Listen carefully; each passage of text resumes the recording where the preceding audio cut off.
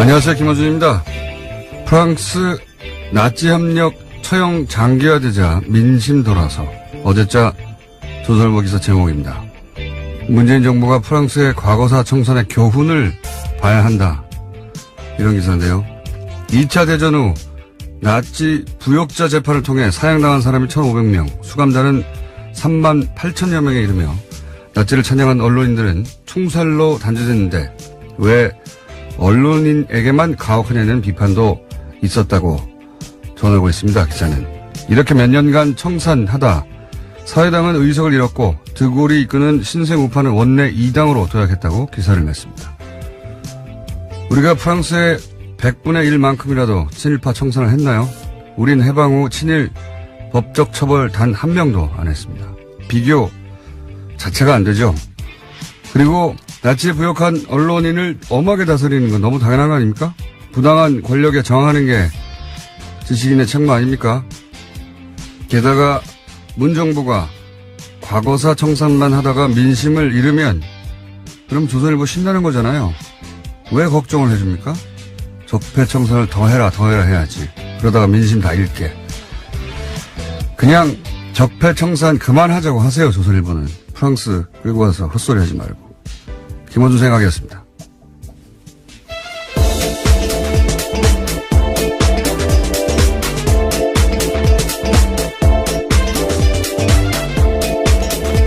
시사인의 김은지입니다. 조선일보 날로 기괴한 논리들이 나오고 있습니다. 예, 설마 나치에 부역하는 행위에 언론인들에게 감정이입한 거라면 정말 참 비참하네요. 예. 굉장히 놀라운 기사였어요. 프랑스 과거사 청산이 이런 식으로 사례로 쓰이는 건 제가 처음 봤습니다. 자, 그때 프랑스식으로 예, 나치 부역 청산을 일제 청산을 우리가 했으면 조선일보 문 닫았죠. 자, 첫 번째 뉴스는요? 네, 다스는 누구 겁니까에 대한 드디어 일가 친척의 가족 이야기까지 나왔는데요. 이상은 다스 회장의 아들, 그러니까 이명박 전 대통령의 조카 이동영 씨가 다스는 이 전 대통령의 아들 이시영 거다라고 말하는 음성 파일이 나왔습니다. 어제 MBC가 보도했는데요. 이동영 씨는 다스 부사장이고 이시영 씨는 자기보다 직급이 낮은 전무입니다. 2016년 7월 달에 다스 총괄 부사장이던 시절에 이동영 씨가 다스의 핵심 관계자와 이야기하던 통화입니다. 자, 일단 먼저 한번 MBC가 오랜만에 단독했어요. 예, 단독을 연속으로 몇 가지 연속을 했는데 일단 그 오디오 파일, MBC에서 보도했던 오디오 파일 들어보겠습니다. 시영이는 지금 MB 믿고 해서 뭐 자기 거라고 뭐 회사에서 마음대로 하고 있잖아. 예, 이 대목은 이동영 씨, 다스의 명부상 회장이고 최대 주주죠. 예, 이상은 회장의 아들. 이동영 씨가 누구와 통화하는지는 모르겠습니다만 네, 이시영 다스의 씨. 전 핵심 관계자다라고 예, 합니다. 누군지 저는 알 것 같아요. 근데 여기는 안 나왔으니까. 이시영 씨, 이명박 전 대통령의 아들 이시영 씨가 지금 MB 믿고 회사가 자기 거라고 회사에서 마음대로 하고 있잖아. 예.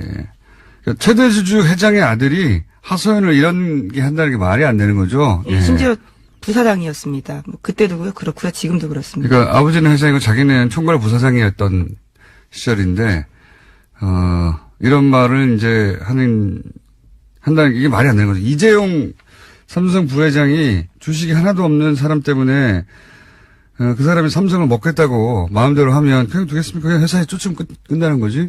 그럴 수 없는 거죠. 예.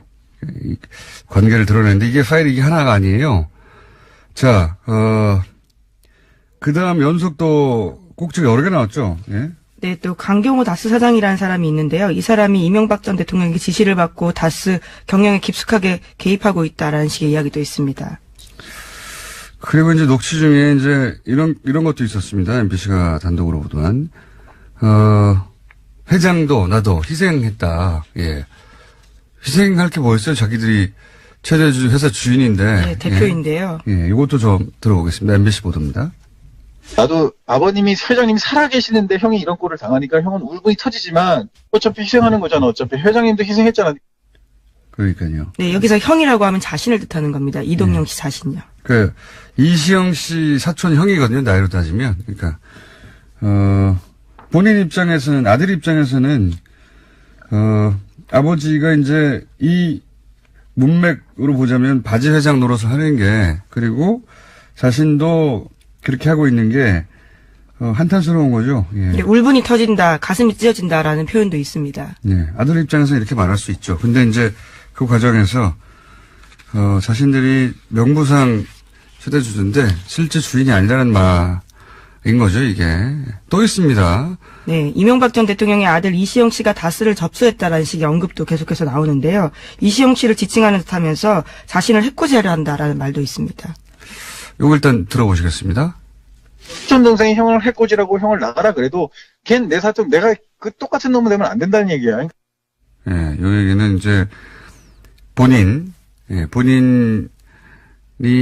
입장에서 보자면 그 이명박 전 대통령의 아들 이시영 씨는 사촌 동생이죠. 예, 사촌 동생이 형인 나한테 나가라고 해도 내가 똑같은 놈 되면 안 된다는 건데 내가 똑같은 놈이 되면 안 된다는 건 무슨 말인지 모르겠어요. 이건 모르겠고 하여튼 똑같이 권력 싸움 할 수 없다라는 취지의 이야기인 것 같은데요. 권력 예. 싸움을 할 수 없잖아요, 실제. 예. 그러니까 이시영 씨가 이제 지금 그 전까지 총괄 부사장을 하고 있던 본인 이동영 씨를 쫓아내려고 한다. 네, 차근차근 권력을 접수하고 있는 과정에서 나온 발언입니다. 이동영 씨 주변 사람들도 정리를 했나 봐요. 예. 그러니까 그 전까지는 자기가 총괄 부사장이고 자기 사람들도 좀 있었는데 그 사람들을 다 정리하고 있다 보니까 이시영 씨가 회사를 장악하게 가는 과정에서 예. 그러다 보니까 이제 거기에 불만을 토로하면서 동생이 나를 해코지하려고 한다. 네, 상대방에게 하소연하고 있는 과정인 것 같은데 상대방도 해코지를 당할 수 있는 상황이기 때문에 너까지도 지켜줄 수 없다라는 취지의 얘기가 아닌가 짐작해봅니다. 그러니까 이런 사람도 사표 받으러 가고 저런 사람도 사표 받으러 한다. 그래서 뭐 밤잠을 못 자고 있다. 그러니까 실소유주 아들이니까 실소유주 아들이 이 회사 내 거 해가는 과정에서 불만을 토로하고 있는 이제 그 덕분에 저희는 최대 주주 회장님의 아들인데 실제로는 아무 힘이 없구나 하는 걸 알게 되는 녹취 파일의 내용을 MBC가 단독으로 몇 개를 연속 보도했습니다. 네.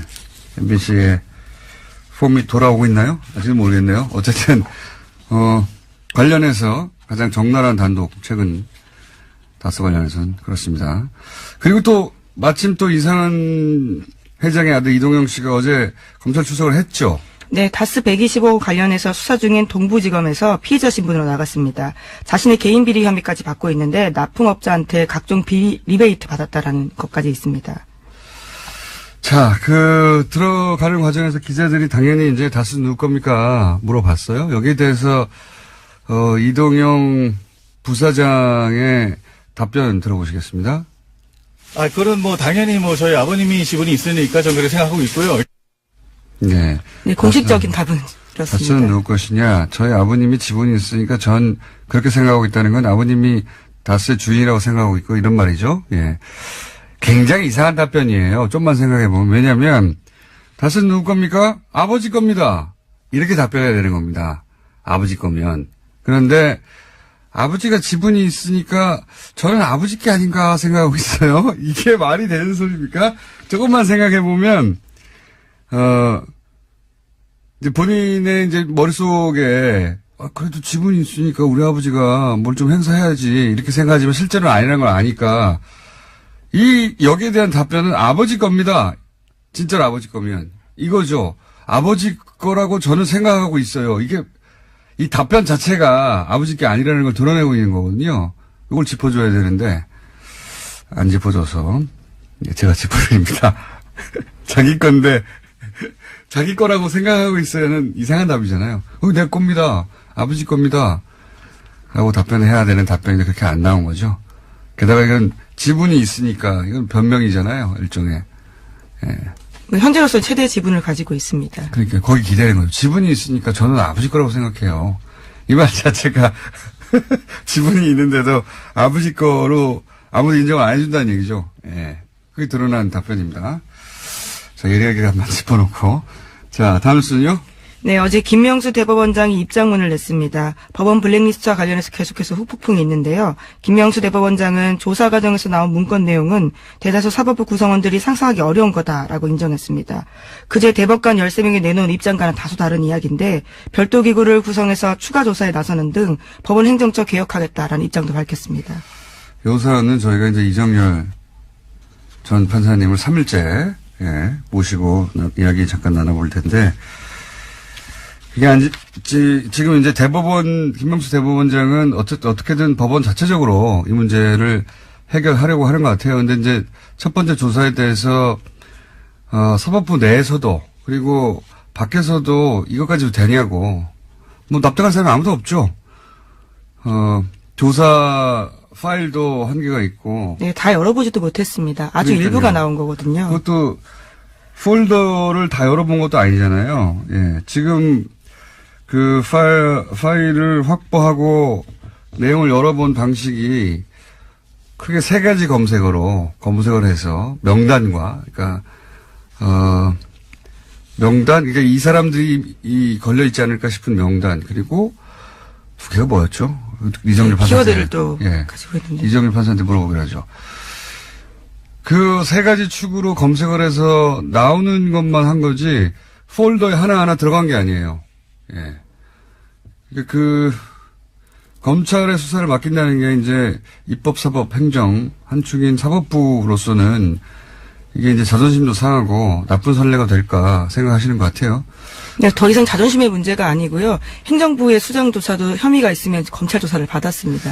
저는 사법부 통째로 검찰 수사를 받는다는 건 뭐 상상할 수 없는 일이니까 문제가 된 개별 판사들 몇 수 수사를 의뢰해야 하는 게 아닌가. 사법부 차원에서도 그렇게 생각이 드는데 제가 대법원장이 아니기 때문에 이 이야기는 잠시 후에 이정열 판사님과 이야기 나눠보겠습니다. 네, 그런데 검찰이 어제 관련된 고발 사건을 재배당하고 본격적인 수사에 나설 준비에 나섰는데요. 지난해 한 시민단체가 양승태 전 대법원장과 당시 법원행정처 간부들을 검찰에 고발한 바가 있습니다. 또 법원의 추가조사위원회가 판사들의 컴퓨터를 열어본 것을 문제 삼아서 자유한국당에서 김영수 대법원장 고발한 건도 있거든요. 이 건에 대해서 나눠져 있었는데요. 하나로 몰아서 정리한다고 어제 검찰이 발표했습니다. 적어도 그 양승태 전 대법원장과 이 파일을 작성한 사람들은 검찰에 고발해야 되는 게 아닌가. 개별적으로는 검찰이 그 사람들을 대상으로 해야 되는 게 아닌가 싶긴 한데 처음부터 끝까지 다 사법부 내에서 자체적으로 개혁하고 자체적으로 방안을 만들어서 발표하고 하는 것으로 저는 그런 식으로 넘어가면 두고두고 씨앗을 남기는 게 될 거라고 봐요. 예. 그렇게 해서는 안 된다고 보는데, 사법부가 뭐, 일개 부처가 아니다 보니까 쉽지 않은 결정인가 봅니다. 자, 다음 뉴스는요. 네, 관련해서 눈에 띄는 소식이 하나 더 있는데요. 대법원 추가조사위원회가 발표한 조사 결과 보고서 별지가 굉장히 화제입니다. 이 내용이 그대로 들어가 있기 때문인데요. 여기에 보면 추가조사위가 이 문건을 발견한 곳에 BH라는 폴더가 있다라고 합니다. 그러니까 청와대를 의미한다라고 볼 수 있는데요. 거기에서 열어본 파일이 이제 하나밖에 없는 건데 나머지 파일들도 청와대에 보고한 게 아니냐라는 의심을 사고 있다고 합니다. 좀 전에 말씀드렸지만 당연히 컴퓨터를 열어서 그 안에 있는 폴더 하나하나를 열어봤을 거라고 생각하지만 그렇게 못했어요. 그걸 허용하지 않았기 때문에. 그냥 키워드 몇 개를 정해서 검색하라고 한 겁니다. 그중에 걸린 거거든요. 근데 이제 지금 이야기한 그 법원행정처하고 우병우 민정수석하고 주고받았다. 전원 합의체로 해보아달라 요구하고 그걸 받아주고 하는 그 문서가 나오는 게 BH라는 폴더에서 나왔다는 겁니다. BH, 청와대죠, 청와대. 여기 파일 하나만 들었겠어요? 이걸 열어봐야 되는데 이 BH 폴더를 못 열어본 거죠, 지금은. 네, 그렇죠. 지금은 협조가 되지 않은 상황이기 때문에 네. 강제 수사가 아니어서 하지 못하고 있습니다. 그냥 파일 하나가 걸렸는데 그걸 열어봤더니 이런 얘기 나왔고 그 파일이 어디 있었지 하고 그 경로를 확인했더니 그 폴더였다는 겁니다. 그 폴더 안에 100개의 파일이 있는지 1000개가 있는지 1개가 있는지 몰라요. 근데 뭐 폴더를 따로 만들었으니까 1개 있겠습니까? 지금 딱 하나 나온 건데. 박근혜 전 대통령 특히 최순실 씨 관심사안 재판 관련해서 저는 요청이 엄청 많이 갔을 거라고 보고, 왜냐면 그 박근혜 최순실 그렇게 해도 된다고 생각하는 사람들이었거든요. 그리고 양승태 대법원장의 사법부도 그런 요구가 있으면 응해야 된다고 생각했던 게 드러났잖아요. 네, 실제로 김영환 민정수석의 비망록이나 안종범 전 수석의 업무수첩에도 관련 내용들이 있습니다. 이 폴도 당연히 열어봐야 되는데 지금 계속 사법부에서는 개인의 사생활이나 뭐 이런 얘기 때문에 못 열어보고 있잖아요. 네, 개인 파일 지우면 되잖아요. 그러면 회사 공용 컴퓨터가 어떻게 사생활과 연관되는지는 사실 여전히 의문입니다. 그렇다고 쳐요. 예? 판사들은 자신의 사생활과 관련된 파일을 야동인가요? 거기 있다고 쳐. 그럼 또 지우면 되잖아요. 이거 할 때는. 이해가 안 가는데, 어쨌든, 지금 딱 그렇게 걸려 있습니다. 자, 뉴스 2개 정도 더 할 수 있겠네요? 네, 최순실 메모가 또 나왔습니다. 이번에는 문체부 조직 개편도 미리 알고 있었다라는 정황이 담긴 내용인데요. 2016년 3월 달에 쓰인 메모입니다. 여기에는 종무실 2차관, 1차관이라고 쓰여 있는데 관련 업무를 2차관이 맡았던 걸 1차관으로 변경한다는 내용인데 실제로 조직 개편안이 그해 3월 달 국무회의를 통과했습니다. 그러니까 적어도 11일 전에는 최순실 씨가 이 내용을 알고 있었다라고 보이는 겁니다. 이런 일도 했네요. 그냥 자기가 뒤에서 이해관계가 있는 사람들을 꽂아준 것만 한 줄 알았더니, 예. 네, 장시호 씨가 다 촬영한 메모입니다. 소관 업무를 바꾸게 됐네요. 예. 최순실 공화국 맞았어요. 자, 다음 뉴스는요? 네, 안철수 국민의당 대표가 어제 바른정당과의 통합에 대해서 호남을 벌이는 것도 보수로 가는 것도 아니다라고 말했습니다. 안 대표는 바른정당과의 통합에 속도를 내고 있는데 이에 대해서 호남과의 결별이다라는 지적이 나오고 있습니다. 그에 대한 반박을 한 겁니다. 그렇군요. 요즘 안철수 대표하고 유승민 대표의 언론 노출이 굉장히 많기 때문에 사실은 반대파의 뭐랄까요 격정하고는 다르게 여기 지지율은 저는 올라갈 거라고 봅니다. 노출이 많으면 올라가거든요. 근데 요거는 이제 3부에서 박지원 대표하고 한번 다뤄보겠지만 이 워딩은 매우 안 좋네요. 왜냐하면 안철수 대표가 반복적으로 하는 실수 중에 하나인데 지난 대선에서 왜 내가 MB 아바타입니까 한 적이 있잖아요. MB 아바타가 아니라는 걸 강조하기 위해서 말을 한 건데 사람들 기억에는 MB 아바타만 남거든요. 네, 지금까지도 인상적으로 남아있는 말입니다. 이 말도 사실 마찬가지예요. 아마도 그렇게 공격을 받나 본데 호남을 버리고 보수로 간다. 라고 공격을 받으니까 그게 아니라고 말한 거잖아요. 근데 MB 아바타처럼 이것만 남는 거예요. 호남을 버리고 보수로 간다. 그것만 남게 되는 효과가 있는데 왜냐하면 전후 사정을 모두 다 자세히 아는 사람의 숫자보다는 이렇게 이제 이미지로 받아들이는 사람이 훨씬 더 많은 법인데 왜 이렇게 말하는지 모르겠네요. 자, 오늘 여기까지 하겠습니다. 시사인의 김은지였습니다. 감사합니다. 자, 바로 이어서 리얼미터 권순정 조사분석실장 나오셨습니다. 안녕하십니까. 자, 여론조사 처음으로 50 숫자가 찍혔네요. 예. 네, 처음으로 50%대로 물론 잠정 수치입니다. 저희들이 네. 주중 잠정 집계인데. 화요일치가 그렇게 찍혔네요. 네, 처음으로 그러니까 3일 연속 월, 화, 수 1,500명을 집계해서 나온 결과가 긍정평가가 6.2%포인트 하락해서 59.8%. 이거는 북핵부 때보다 더 큽니다. 네. 네, 부정평가가 6.3%포인트 상승해서 35.6%를 기록했습니다. 2주 연속 하락했고, 낙폭이, 지난주에 4.6%포인트 떨어졌고, 이번 주에 6.2%포인트 하락했으니까 도합하면 10.8%포인트 아닙니까? 네. 이런 경우는 상당히 좀 이례적인 경우입니다. 맞습니다. 찾아봤더니, 박근혜 정부 때 2014년도 4월 세월호 참사 때 11.8%포인트가 2주 연속 빠졌는데 그 이후에는 없었습니다. 네. 생각해 보시면 그 사이에 세월호 같은 사건이 벌어진 게 아니잖아요. 그렇습니다. 네. 지금 따지고 보면 좋은 뉴스가 더 많습니다. 네. 기본적으로는 불과 몇 개월 전까지 전쟁 난다고 하다가 네. 지금 어쨌든 전쟁이 아니라 올림픽을 통해서 이제 화해 모드를 만들고 있는 와중인데 이게 뉴스를 자세히 안 보는 분들이 이해가 잘 안 갈 거예요. 그 국내 정책적인 논란 그런 네. 부분도 있긴 했었지만 세월호 참사와 비견할 정도는 아니고 그러니까요. 예. 그 남북 북한의 평양 올림픽 참가 또한 사실상 평화올림픽이라는 관점에서 접근해 본다고 한다면 이렇게 많이 영향을 미칠 정도는 아니라고 생각하는데. 저는 왜 그런지는 알겠는 게, 이게 개별 이슈로 보면 안 되고요. 제가 보기엔. 일단 수치를 이제 한번 소개해 주시죠. 예. 네, 그래서, 조사일 기준으로는, 조사일 기준 일간으로는 8일 연속 하락을 하다가 죄송합니다.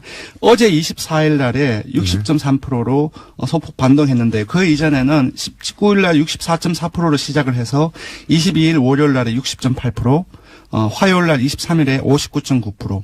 그러니까 일간 최저치를 기록했죠. 근데 거의 어제 바로 소폭이긴 하지만 60.4%로 화요일 날 하락세가 처음으로 멈췄습니다. 59.9를 찍은 거예요. 화요일 날 네, 처음으로. 그렇습니다.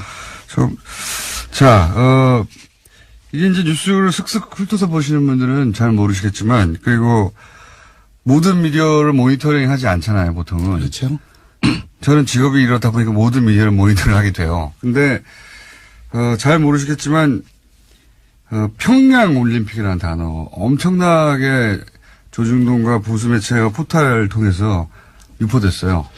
네, 요번에 자유한국당이 가장 성공한 프레이밍 중에 하나가 바로 역사적으로 제가 봤을 때 평양 올림픽이 기록되지 않을까 싶네요. 이게 이제 라임도 맞지 않습니까? 평창, 평양. 예, 네. 그래. 그러니까 평창이라는 팩트를 두고 평양, 다른 한쪽에는 평화, 이 네. 평이라는 운율로 지금 맞춰져 있기 때문에 사실상 쏙쏙 더 잘 들어오죠, 사실. 실제 평양 올림픽이라는 공세가 평양 올림픽 아니란 말이죠. 아닌데, 이 공세가 조중동과 종편과 또 보수 매체 중심으로 특히 포탈을 통해서, 검색어 통해서, 그리고, 자세히 보시는 분들은 이제 포탈의 댓글들을 보면 대선보다 더, 대선 때보다 더 격렬합니다. 네, 맞습니다. 알바들이 확실한 거 아닌가? 네. 옵션 열기에, 후속팀 아닌가 싶을 정도, 여태 본 적이 없는, 제가 댓글 알바를 참 오랫동안 관찰해 왔는데. 그러니까 저도 공장장처럼 요즘에 댓글을 되게 다른 때보다 더 주의 깊게 보는데 포털 사이트의 댓글 서비스를 보면 특정인의 그 아이디를 클릭을 하면 그 사람의 그 이전에 어떤 댓글을 달았는지 이력을 다 체크를 할 수 있습니다. 그래서 제가 체크를 며칠 동안 해봤는데 거의 동일한 정치적인 색깔로 계속 댓글이 이어지는 사람들이 대규모예요, 아주. 네. 그런데 그렇게 부정적인 뉴스를 한쪽에 쏟아내면 이제 반대쪽에서 그런 밸런스를 맞추는 뉴스 왜 그렇게 생각하느냐. 네. 뉴스가 있어줘야 되는데 사실은 그런 뉴스가 없어요. 네. 그런 언론 지형이 밸런스가 안 맞습니다, 현재. 네, 그렇습니다. 대대적으로 쏟아내고 그게 일정 정도 영향을 줘서 화요일은 59.9, 뭐 나머지는 60%, 뭐 59.9도 높긴 해요, 사실은. 대통령 지지도로. 그렇습니다. 지금 전 사실상 세계적으로. 59.8%면 60%인데 상당히 높은 거죠. 높은 근데 긴 이제 하지만 앞에 7자가 찍혀 있다가 5자가 찍혀 있으니까. 불과 며칠 그냥 사이에. 예, 불과 며칠 사이에. 그리고 이제 그거보다 숫자보다 중요한 거는 아마도 이해 못할 겁니다. 청와대에서 제가 보기에는. 청와대에서는 뭔가 잘하고 있다고 생각이 들거든요. 잘 풀리고 있다. 네, 네. 드디어 불과 며칠 전까지 전쟁한다고 하다가 이제 올림픽을 통해서 그런 대화의 계기를 만들고 다 좋아지고 있는 것 같은데 왜 이렇게 폭락하지? 이해를 못할 거예요. 예, 청와대 같은 경우는 지난 21일 일요일부터 어제까지 4일 연속 대통령 입을 빌어서 아니면 청와대 그 대변의 입을 빌든지나 4일 연속 평창 올림픽 협조 요청 발언을 했어요. 회의 자리든 아니면은 춘추관에서든. 보도가 잘 안 됩니다. 예, 이게 보도가 이제 거의 안 됐어요. 과거 같은 경우에는 이렇게 남북 단일팀이나 또는 뭐 이런 올림픽에 이렇게 참여한다. 대대적으로 이게 의미가 뭔지 설명을 해줬거든요. 네. 지금은 단일팀 얘기가 나오면 그 의미를 설명하는 게 아니라 바로 그 아이스하키 팀이 가지고 있는 개인들이 가지고 있는 불만, 개인이 불만이 있을 수 있죠. 네. 그 보도로 바로 갑니다. 그러니까 이게 어떤 의미가 있는지 보도 혹은 이게 어떤 계기가 될 수 있는지 혹은 뭐 그 개인들이 입는 피해는 어떻게 부재할 것인지 이런 보도는 없어요. 보신 분들은 아시겠지만 일방적으로 때리는 겁니다. 그냥 다 잘못했어요. 북한과 관련해가지고는 네, 그렇습니다. 그런 뉴스만 쏟아지지. 어쨌든 지난주까지는 아무래도 국내 정책적인 이슈 또한 많은 요인이 됐다고 보는데 이번 주의 6%포인트 하락 같은 경우는 아무래도 평양 올림픽 이 프레이밍 효과 그리고 그로부터 언론의 어떤 여러 가지 어떤 기사들 보도들 이 많은 그렇죠. 영향을 미친 것 같습니다. 기사뿐만 아니라 그 기사와 그 프레임이 특히 포털을 통해서 계속 반복적으로 최근 한 3주간 연속으로 예, 뭐 현성월 점검단을 두고서 뭐 KTX 특별 배차라든지 신호등 이렇게 자동적으로 가게만다든지 그런 부분들이 너무나 그렇죠. 많이 현수영을 점검단이 왔는데 신호등 열어줬다고 그걸 어찌나 비난을 하는지 예전에는 상상할 수 없었던 건 접근이거든요. 네. 어쨌든 이번 주 떨어진 것은 TK 대구 경북하고 고수청 그리고 어느 정당도 지지하지 않는 회색 지대라고 할 수 있는 무당층에서 많이 빠졌습니다. 자, 그래서 처음으로 화요일 날 59.9를 찍었다. 네, 예. 그렇습니다. 다른 요일은 뭐 60을 간신히 넘긴 했는데 네. 모르겠습니다. 이런 식으로 일방적으로 그 올림픽 관련해서 특히 계속해서 공세가 이어지면 어떻게 될지 모르겠고. 자, 그러면 시간이 많이 지났네요. 정당 지지를 빨리 짚어주시죠. 예, 2주째 민주당과 정의당이 하락하고 야 3당이 동반 상승했습니다. 잠깐 숫자만 불러드리겠습니다. 예. 민주당이 46.1%로 하락해서 19대 대선 이후 최저치를 기록했습니다. 한국당은 2.9%포인트 상승해서 21%로 19대 대선 이후 처음으로 20% 선을 넘어섰습니다. 효과를 보고 있는 거죠. 예, 국민의당은 7.0%로 상승했고요. 바른정당 역시 6.3%로 상승했습니다. 아까 말씀하셨던 여러 가지 보도가 통합 관련 보도가 많이 되면서 올라간 것을 보입니다. 정의당은 사진 많이 나오면 올라가요, 원래. 예, 정의당은 4.9%로 하락을 했고요. 잠재정당 지지도를 잠시 보면은 통합개혁신당이 12.7%로 2.8%포인트 상승했습니다. 사진 많이 나오니까 올라가네요. 예, 통합반대개혁신당은 조금 소폭 하락해서 3%를 기록했습니다. 조사 개요를 말씀드리면요. 네. 이번 주중조사는 TBS 의뢰로 월요일부터 수요일까지 사흘 동안 19세 이상 5,009명을 대상으로 유무선 전화면접 자동운전 혼용 방식으로 실시를 했습니다. 폭우노차는 95% 신뢰수는 플러스 마이너스 2.5%포인트, 응답률은 6.1%였습니다. 포털 말고도요, 각종 커뮤니티, 대학 커뮤니티 같은데, 젊은 세대가 잘 가는 커뮤니티 있잖아요. 네. 대학교의 커뮤니티도 댓글 알바가 붙은 거 난 처음 봤어요. 제가 한번 점검하거든요. 네. 정말 대규모 물량이다, 이건. 이거 진짜 심각하게 다뤄야 됩니다. 자. 예.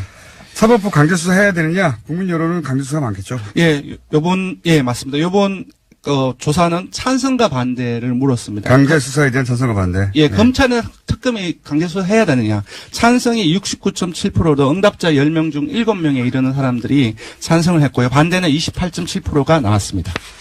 너무 당연한 결과인 것 같습니다. 자, 지금까지 리얼미터 권순정 조사분석 실장이었습니다. 감사합니다. 고맙습니다.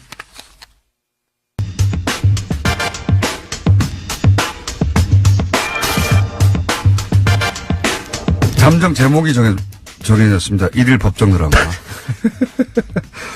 이장렬 전 판사님 나오셨습니다. 안녕하십니까. 네, 안녕하십니까. 저는 이 사태가 정말 중대한 사안이라고 생각하는데 언론들이 잘 안 다루네요. 그렇게까지. 네. 그래서 저는 3일 연속으로. 네. 네. 다른 뉴스 많은데 다른 뉴스들도 중요하지만 이 사안은 정말 근본적으로 우리 국가 시스템에 영향을 미치는 뉴스니까. 그렇습니다. 계속 다뤄야 된다고 생각하는데 안 다뤄서 네. 또 다루려고요.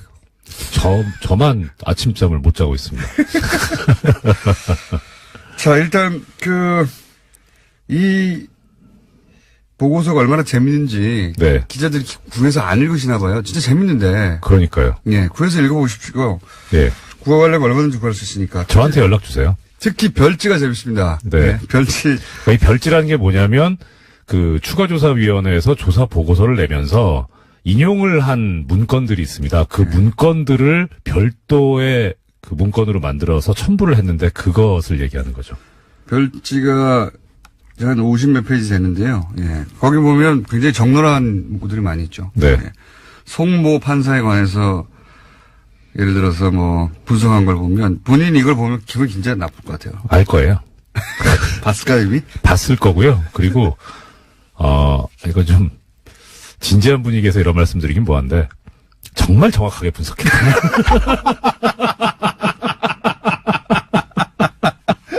죄송합니다. 혹시 제가 재판 중에 이분을 만나게 될지도 모르죠. 만날 일은 없습니까?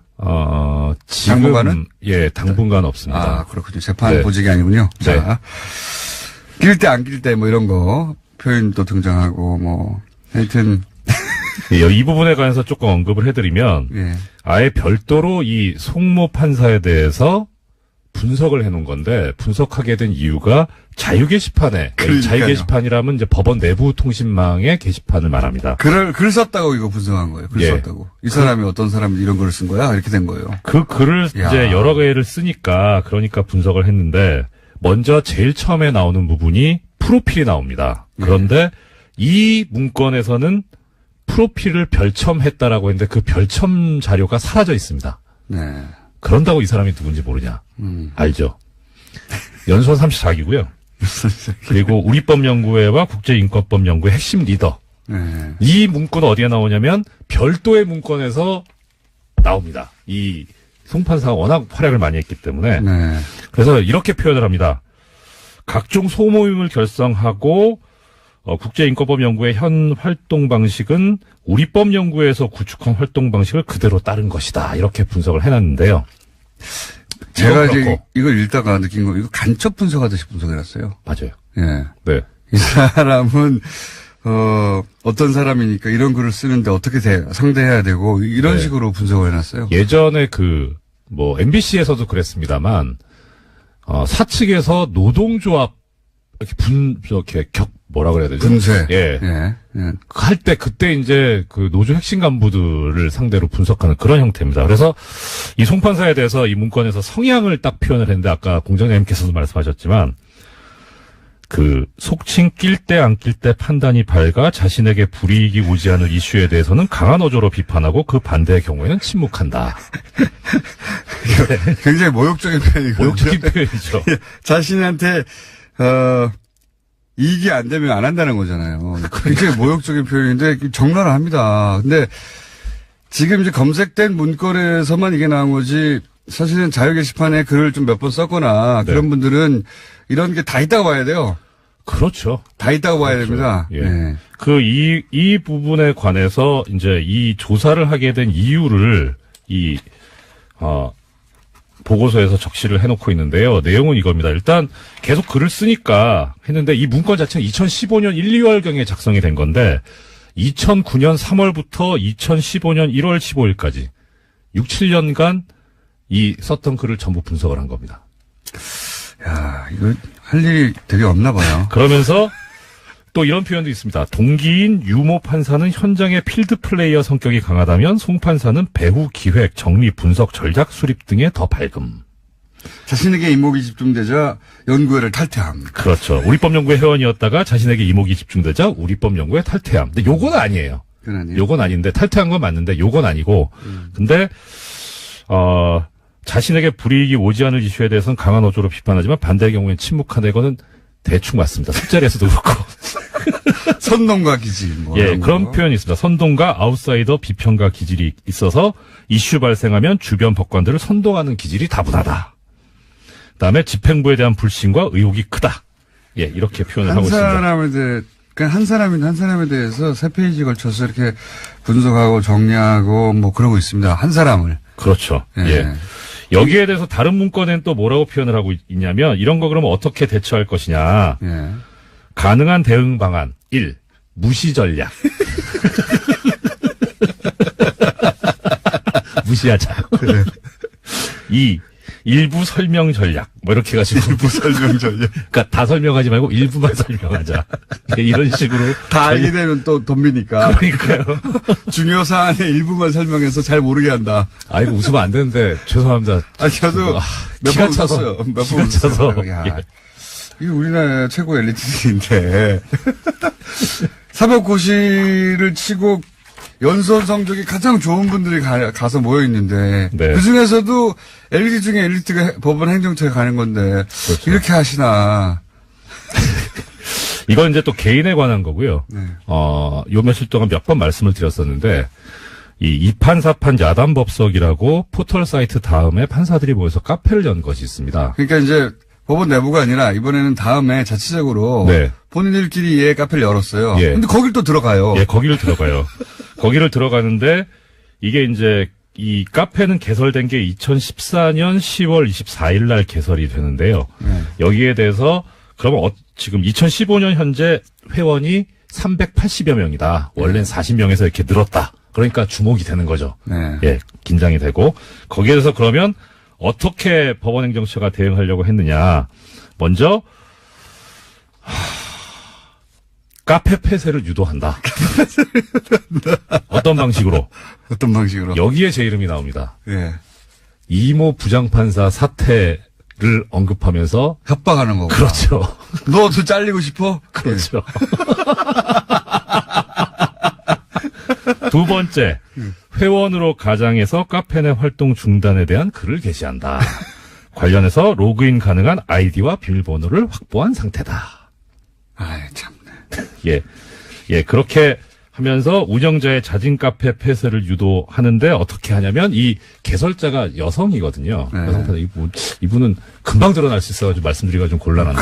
그런 식으로 하면 당신도, 알잖아, 이정열 부장판사 어떻게 됐는지. 이렇게 하겠다는 거죠. 그렇죠. 네. 예. 그러면서 나쁜 사례로. 소속 법원장이나 믿을 만한 선배 여성 법관들을 통해 적절한 방법으로 우려를 전달한다. 굉장히 웃겨요. 예, 그러면서 일단은. 하나 또 재밌는 문건이 하나, 표현이 나오는데요. 이 카페 활동과 관련해서 이제 법관 윤리 강령에 위반되는 게 아니냐 해서 징계를 검토를 했던 모양이에요. 네. 그래서 이 법관 윤리 강령들을 쭉 검토를 하는데 그 중에 권고 의견 5호라는 게 있습니다. 네. 그 권고 의견 5호에서 5호에 위반이 되는지 여부에 관해서 검토를 했는데 거기에 이런 문구가 나옵니다. 권고 의견 제5호는 우리법 연구회를 타깃으로 마련된 의견이다. 그래서 특정 연구회를 타깃으로 강령을 법을 만들어버린 거죠. 들이. 제재를 하려고 했는데 규정이 네. 없으니까 규정을 아예 만들어낸 거군요. 예, 그렇죠. 그래서 맨 마지막 결론, 가능한 조치. 대법원 공직자윤리위원회 권고 의견 5호, 7호 위반의 소지가 있다는 점을 최후의 설득 및 엄포용 카드로 활용. 협박하겠다고 계획을 세웠던 거죠. 이런 수준으로 사실은 뒷조사를 하고 끊임없이 캐고 그리고 네. 협박을 하고 자기들 뜻과 다른 판사들은 이제 압력을 가하고 혹은 행사재판에서 배제하고 예. 그 사찰하고 실행에 옮긴 거잖아요, 다. 그러면 이런 문건을 작성한 사람, 이런 문건을 작성을 지시한 사람, 네. 그 수장, 양수태 대법원장부터 시작해서 몇몇 사람들은 사법부 통째로 와서 압수수색해라. 이건 안 되는 걸 알겠어요. 그러면 최소한 그 몇몇 사람은 사법부가 그 검찰에 수사 의뢰해야 되는 거 아닌가요? 당연히 그래야 되는데, 네. 근데 며칠 전에도 말씀드렸습니다만 일단 모냥 빠지니까. 그 판사들은 모양 빠지는 건 알겠는데 예. 그런 내부 분위기는 없습니까? 이거는 수사 의뢰에서 확실히 뿌리 뽑고 가자라는 판사들의 내부 의견은 없어요? 지금 여기 그 사찰당해가지고 문건에 나오는 차성환 판사 같은 경우에 네. 워낙 유명해졌으니까 네. 신명하고요. 이분은 이제 얘기를 하는 게 뭐냐면 일단 컴퓨터의 비밀번호를 건 심의관들한테 비밀번호를 제공하라는 명령을 대법원장이 해야 된다. 그건 너무 당연한 것 같아요. 이거를 따르지 않으면 별도의 징계 절차를 거치거나 그때 고발을 하고 네. 그리고 거기에 따라서 검찰 수사가 이루어졌으면 좋겠다. 그래서 검찰 수사까지는 예상을 하고 있는 것 같아요. 이 제안을 하고 있는 것 같고. 그건 이제 차상환 판사의 의견인데 제 의견이고, 말은 예. 그런 의견에 다른 판사들이 사실 동조해주고 힘을 실어줘야 그렇죠. 대법원장이 이제 그 안에서 자기 마음대로 할 수 없는 부분도 있잖아요. 분위기에 따라서. 네. 근데 지금 학습 효과라는 게 있어서요. 네. 그러니까 이제 지금 양승태에서 김명수 대법원장으로 바뀐 지 얼마 안 됐거든요. 예. 그러니까 지금 오히려 판사들 같은 경우에는 얘기를 들어보니까 관망하는 사람들이 꽤 있어요. 지금 김명수 대법원장을 어떻게 믿느냐. 어떻게 될지 어떻게 아냐. 그래서 지금 어제 김명수 어떻게 대법원 믿느냐는 그 불신의 골자는 뭐죠? 그러니까 이 사람도 나중에 똑같이 하는 거 아니냐. 아, 나중에. 예전에 경험이 있어요. 그러니까 참여정부 때 이용훈 대법원장이 예. 임명이 됐었거든요. 예. 초기에 이용훈 대법원장이 상당히 개혁적이고 이 민주적인 여러 예. 절차들을 시도하고 정말 소송법에 충실한 재판을 하려고 애를 썼습니다. 많이 네. 그 전파를 하고. 그런데 이명박 정부가 들어서고 나서 네. 협박을 했죠. 물러나라고. 네. 그리고 물러나지 않을 경우에는 가지고 있는 카드를 공개하겠다. 네. 그래서 일설에 의하면 이용훈 대법원장이 뭐 충성맹세를 했다. 이런 소문이 있어요. 법원의 그건 소문. 그렇다 치고. 법원 내 소문이군요. 예. 그래요? 그런데 그 이후에 정말 180도 돌변합니다. 아, 그래요? 예. 그때 법원 행정처에 소위 말하는 기레기 유사급의 이 판사들이 많이 들어갑니다. 어허. 그러면서 아니, 많이 근데- 바뀌어요. 그러니까 예. 이런 이용훈 대법원장 체제도 겪어봤기 때문에 김명수 대법원장이 지금 들어왔다고 해서 예. 저 사람을 믿고 그대로 따라가는 게 과거 이용훈 꼴 나지 않겠느냐라고 하는 그 생각도 있는 거예요. 근데 지금 아직 정권이 네. 많이 남았잖아요. 그 사이에 한 200년은 해야죠, 이제. 제 말은 예. 그 사이에 4년 이내에 이 문제를 4년까지 끌 것도 없이 올해 내에 이 문제는 해야죠. 처리하지 않으면 사법부는 신뢰를 못 받아요. 그렇죠. 그래서 지금 반반인 게 어제 김명수 대법원장이 믿고 좀 기다려달라라고 한 거에 대해서 그럼 믿고 한번 기다려보자. 그래도 믿을 수 있지 않냐라는 그런 측. 그 다음에 아니다. 결국은 똑같을 거다. 검찰 쪽으로 가야 된다라는 그런 측. 그 다음에 그러니까 자체 조사로 끝낼 수 있다고 믿는 사람들 아직 절반은 되는군요. 판사들도 대략. 대략 그렇고 근데 거기에 이제 일부 목소리가 나오는 게 소수 목소리가 어차피 중이 제 머리 못 깎지 않냐. 그건 너무 당연한 거 아닙니까? 그러니까 이거를 세상에 그런 게 근데 어딨어요. 문제는 예. 이 검찰도 또 하나의 트라우마가 있는 게 뭐냐면요. 예전에 의정부 법조비리, 대전 법조비리 이런 사건 수사를 검찰이 직접 했었거든요. 그때 이제 판사들이 많이 수사 대상이 됐었는데 예. 그 수사를 담당했던 검사들은 예. 실제 재판에서 별로 좋은 결과가 안 나왔어요. 그러니까 검사들이 실제 한다 그래서 제대로 하겠느냐 이것도. 법원에 밑보이게 된다. 그렇죠. 그 검사 개인이 문제가 생길 수 있으니까 그래서 이걸 특별 검사로 해야 되지 않느냐. 아예. 예. 아예 이제 밖에 변호사, 옷 벗고 변호사 된 분들을. 근데 그게, 그럼 일이 너무 커지고 시간이 걸리잖아요. 커지죠. 게다가 이제 저는 개인적인 의견인데 예. 이거 수사를 할 거냐 조사를 할 거냐 이것도 뭐 하나의 중요한 문제긴 하지만 뭐 청자 여러분 뭐 예를 들어서 이거 PC 강제 개봉하려면 영장 발부받아야 된다고 하는데 예. 지금 영장 청구했다고 치고 지금 서울중앙지법 영장 판사들이 이거 영장 내주겠습니까? 그것도 있군요. 예, 그러니까 저는 시간이 좀 걸리더라도 아예 제가 이거 최순실 국정농단 때 정말 소수의 목소리지만 주장했었는데 특별재판소 만들어야 된다. 이 판사들 못 믿는다. 근데 지금도 사실 좀 그런 생각이 있어요. 그리고 새로운 제도까지 등장하게 너무 되면 커지긴 하는데. 논란이 너무 커져요. 그냥 검찰로 가죠. 바로. 그러니까 범위를 최대한 축소해서 네. 양승태 대법원장 그리고 문서 작성 라인에 있었던 사람 딱 특정해가지고 몇 명은 딱 수사 의뢰하는 게 맞지 않느냐. 지금은 이제 대법원장 입장에서는 자체적으로 사법부가 네. 이 문제를 스스로 해결 못한다는 것도 치욕이니까 사법부가 어떻게든 해보고 싶어 하지만 안 될 거라고 봅니다. 어떤 조직이든 사법부가 아니라 어떤 안 조직이든 돼요. 스스로는 못 하거든요. 그럼요. 아는 사람이고 네. 그거 어떻게 합니까? 못 합니다. 그래서 다 외부 컨설팅을 받는 거고 외부 힘을 빌리는 건데 이거는 그럼요. 밖으로 가야 된다고 저는 일반인들은 당연히 그렇게 생각해요. 일반인들은. 네. 저도 일반인인데. 더 이상 판사가 아니시니까. 이거, 대법원장이 이제 어제, 1차 조치로는 부족하다는 거는 이제 절실 깨닫고, 2차 조사한다는데, 거기서 강제로 비밀번호 못 열고, 파일 전체 검색 못하면 수사를 가야 된다고 봅니다, 저는. 그럼요. 그리고 하나 이제 뭐 약간 시간 있으니까 짧게 말씀드리면 이 보고서에도 그런 얘기가 나옵니다. 여러 가지 이제 기술적인 걸 동원했는데 특히 하드디스크와 SSD인가? SSD. 예. 예. 네, SSD는 이 저장 매체 특성상 복구가 상당히 힘들답니다. 그래서 완전히 미궁에 빠질 수도 있지 않냐라는 그런 우려가 보고서에서 담겨 있습니다. SSD에 저장해라 뭐 이런 얘기가 있어요? 아니 SSD까지 제출을 받았는데 그건 복구가 더 힘들더라. 그렇군요. 예. 자, 오늘 여기까지 하고 또 다를지도 모릅니다. 네. 이정렬 전 부장판사였습니다. 감사합니다. 네, 고맙습니다.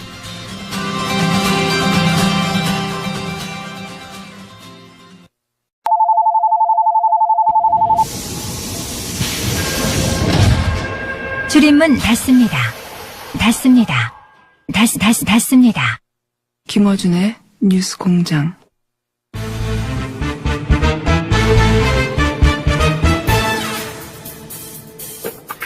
자, 정치 구단주. 예, 오늘 들을 말이 아주 많습니다. 국민의당 박지원 전 대표 스튜디오에 나오셨습니다. 안녕하십니까. 오늘은 안녕합니다. 안녕 못합니다. 몇 달 하시다가. 예. 안녕합니까? 왜냐하면 희망이 있습니다.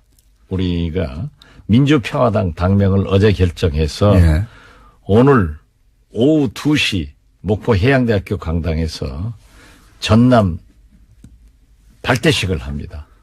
목포가 제 지역구이고 김대중 지역구 아닙니까? 출생지 아닙니까? 드디어 이제 민주평화당이 창당됐고 예. 이제 그 출발을 김대중 대통령의 고향인 목포에서 이 박지원의 지역구인 목포에서 합니다. 그러니까 안녕하죠. 그 몇 달 전부터 말씀하신 개문 발차를 드디어 하시는 거네요. 네, 그렇습니다. 개문 발차. 여기에 탑승 인원이 몇 명이나 됩니까? 초반에? 지금 현재는 비례대표를 포함해서 네. 17, 18명? 비례대표는 잘하면은 예. 20명이 넘을 겁니다. 비례대표는 그런데 지금 출당 안 시켜줄 것 같지 않습니까? 끝까지? 그렇습니다. 그러면 그분들을 빼고. 유승민 대표는 예. 출당시켜줘야 된다 하고 고집덩어리 안철수 대표는 하지 않겠다고 하는데 예. 안철수 대표가 무엇으로 유명해졌습니까? 아름다운 양보로. 양보 유명해졌는데 이제 저는 안철수 대표가 아름다운 이별을 택할 때가 됐다. 그래서 이제라도 이성을 찾아주기 바란다. 이렇게 말씀드립니다. 그런 말씀 오랫동안 하셨지만 한 번도 안철수 대표는 거기 호응한 적이 없기 때문에 안 하실 것 같아요. 오늘부터 좋은 얘기 해야 됩니다. 좋은 얘기. 네, 왜냐하면 아름다운 이별을 위해서. 네, 그렇죠. 왜냐하면 안철수 대표가 박원순 시장에게 아름다운 경선, 아름다운 양보를 했고 또 문재인 대통령 후보에게도 양보를 해가지고 떴거든요. 그런데 그 후 행보를 잘못해가지고 추락을 했는데 이번에 아름다운 이별을 하면은 다시 뜰 수도 있기 때문에 희망을 가지고 있습니다. 그렇게 안 하실 것 같아요. 그렇게 안 하실 저도 그렇게 같아요. 그러면은 비례대표를 빼고 나면 15명 정도는 최소한 확실히 의사를 밝혔다. 네, 그렇습니다. 15명 이라고 보면 됩니까? 예. 제가 오늘 하는 블랙하우스에서 이용주 의원을 모셨는데 사실은 거기서 15명이라고 숫자를 꼭 찍어서 말씀하시더라고요. 네, 그렇습니다. 지난 월요일 녹화 때. 15명을 확보됐다? 네, 그렇습니다. 그런데 이제 거기에 그 3분 정도의 비례대표가 있고 비례대표는 출당을 굉장히 어려운 상황인 것 같으니까 그러면 20명은 되게 어려운 거 아닙니까? 우리가 개문 발차하면은 예. 지역구의 민심과 또 지방선거에 출마하려고 하는 자기 지지층들이 굉장히 요구를 하고 있기 때문에 결국 현실적인 선택을 할 것이다. 그리고 지금 중재파원들이 예. 그분이 민평당은 안 간다면서요? 말은 그렇게 하죠. 말은 그렇게 한다. 거기서 한두 명이 우리도 안 간다. 왜 창당을 하느냐 조금 기다려주지 하는데 거듭 말씀드리지만 안철수 대표가 아름다운 이별을 하지 않을 거예요. 그리고 그 중재파 의원들의 충정과 애당심은 이해합니다. 그렇지만 절벽에다 대고 그걸 몇 번 얘기하지만은 안철수 대표 어제도 고민해 보겠습니다. 그래가지고 시간 벌기용으로 써먹는 거예요. 진실성이 없는 거예요. 최후 통첩이라고 하는 건 중재파가 이제 안철수 대표가 당대표를 내려오고 예. 그리고 중립적인 상황에서 전당대회를 하자 이 제안을 한 거지 않습니까? 예. 거기에서 통합을 물어보자. 예. 라고 하는데 안철수 대표는 그렇게 되면 부결될 것이고 자기는 만약 통합이 되지 않으면 외국으로 나가야 된다. 그래서 제가 곧 비행장에 나갈 것 같습니다. 나가야죠. 그래도 정리가 있는데. 그러니까 이제 그걸 안 받아들이려고 안철수 대표가 당대표직을 유지하면서 끝까지 전당대회를 해버렸어요. 그러면 이 소위 중재파 행동을 같이 하기로 했다고 하는 대여섯 분, 이분들은 그러면 그렇게 해서 통합으로 쭉 가버린다. 본인들이 얘기를 안 듣고. 그럼 이제 무소속으로 있거나 아니면 민주평화당으로 가거나 아니면 통합된 당으로 가거나 셋 중에 하나지 않습니까? 그렇죠?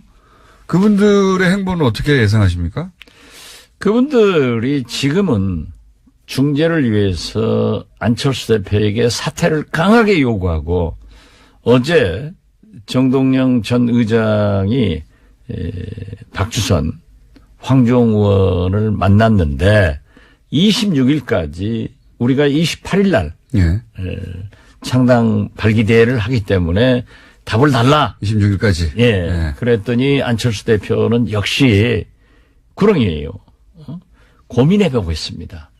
예. 안 하시겠죠. 고장난 유성기 알아요? 옛날 말이에요. 추금기처럼 계속 반복되는 얘기를 하면서 시간 벌기용으로 그렇게 하고 있는데 그러다가 가랑비에 옷 젖으면은 지금 우리는 젖고 있어요. 완전히 젖으면 벗지도 못하고 주저앉으니까 우리는 창당의 길로 가자 하고 중재파들에게도 얘기를 했습니다. 그러나 중재파들은 중재를 해보기 위해서 마지막 최후 통첩이라고 하던데. 예, 민주평화당에도 안 가겠다. 한두 사람이 그런 얘기를 했지만은 저는 거듭 말씀드리지만 그분들이 지역구 국회의원이기 때문에 대부분 민심과 호남에 계신 분들은 다 지역구라고 하는 것은 우리 네. 국민의당은 한 사람 빼고는 다 지역구가 다 호남이죠. 예, 저 세 사람 빼고는 세 사람입니까? 예. 아, 그렇군요. 26명의 지역구의원 중 23명이 네. 호남이기 때문에 반납 호남 어쩌고 하는데 거기밖에 없어요. 23분 중에 지금 대표적으로 김관영 의원 같은 경우에는 대표적인 통합파 아닙니까? 호남 지역구임에도 그렇습니다. 불구하고. 예. 참 아까운 분 버리죠. 그분이 지금 민주평화당 가칭이 아니죠? 당명을 이렇게 정하신 거죠? 정했는데 아직 창당대를 안 했기 때문에 가칭이라고 불러야죠. 아, 그런 것도 몰라요? 아는 게 아니 MB 잘한 게 뭐냐고 물는 것이 낫지. 잘못한 거 검찰에서 수사할 필요 없다니까요. 네, 가칭 그러니까 민주 공장장도 아는 게 뭐냐고 물는 게 나아요. 다 모르니까. 가칭 민주평화당 여기가 최대 23명 정도는 되겠군요. 만약에 다 오면.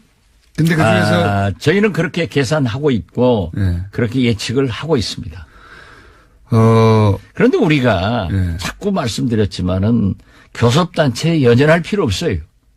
아름다운 이별을 안 해주고 비례대표를 붙들고 있다고 하더라도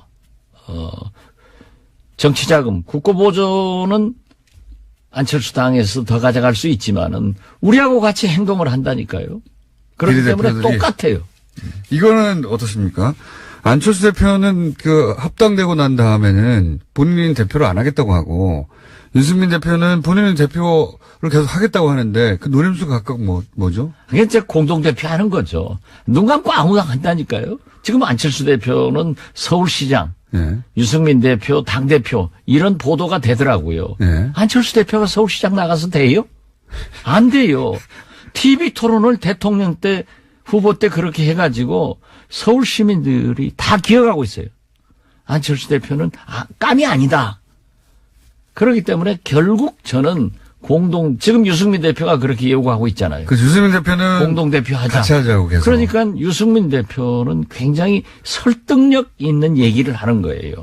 딱 지금 국민이 21세기 국민입니다. 국민이 지도자예요. 그러나 유승민 대표는 나는 보수다. 햇볕 정책 포기해라. 탈호남해라.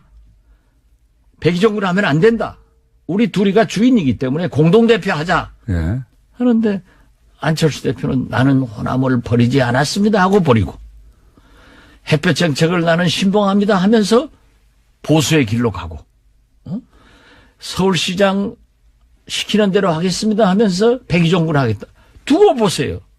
공동대표 하지. 공동대표를 할 것이다. 공동대표를 안 하겠다고 하는 이유는 뭘까요? 쇼라니까요. 이 박지원이가 예. 대부분 쇼를 하면은 예. 그래도 그럴듯하게 해요. 나는 생긴 것부터 잘생겼잖아요. 안철수 쇼는 안 먹히는 거예요. 요즘 TV에 나오는 얼굴 보세요. 웃는 것도 어색하잖아요. 저는 얼마나 환하게 웃어요.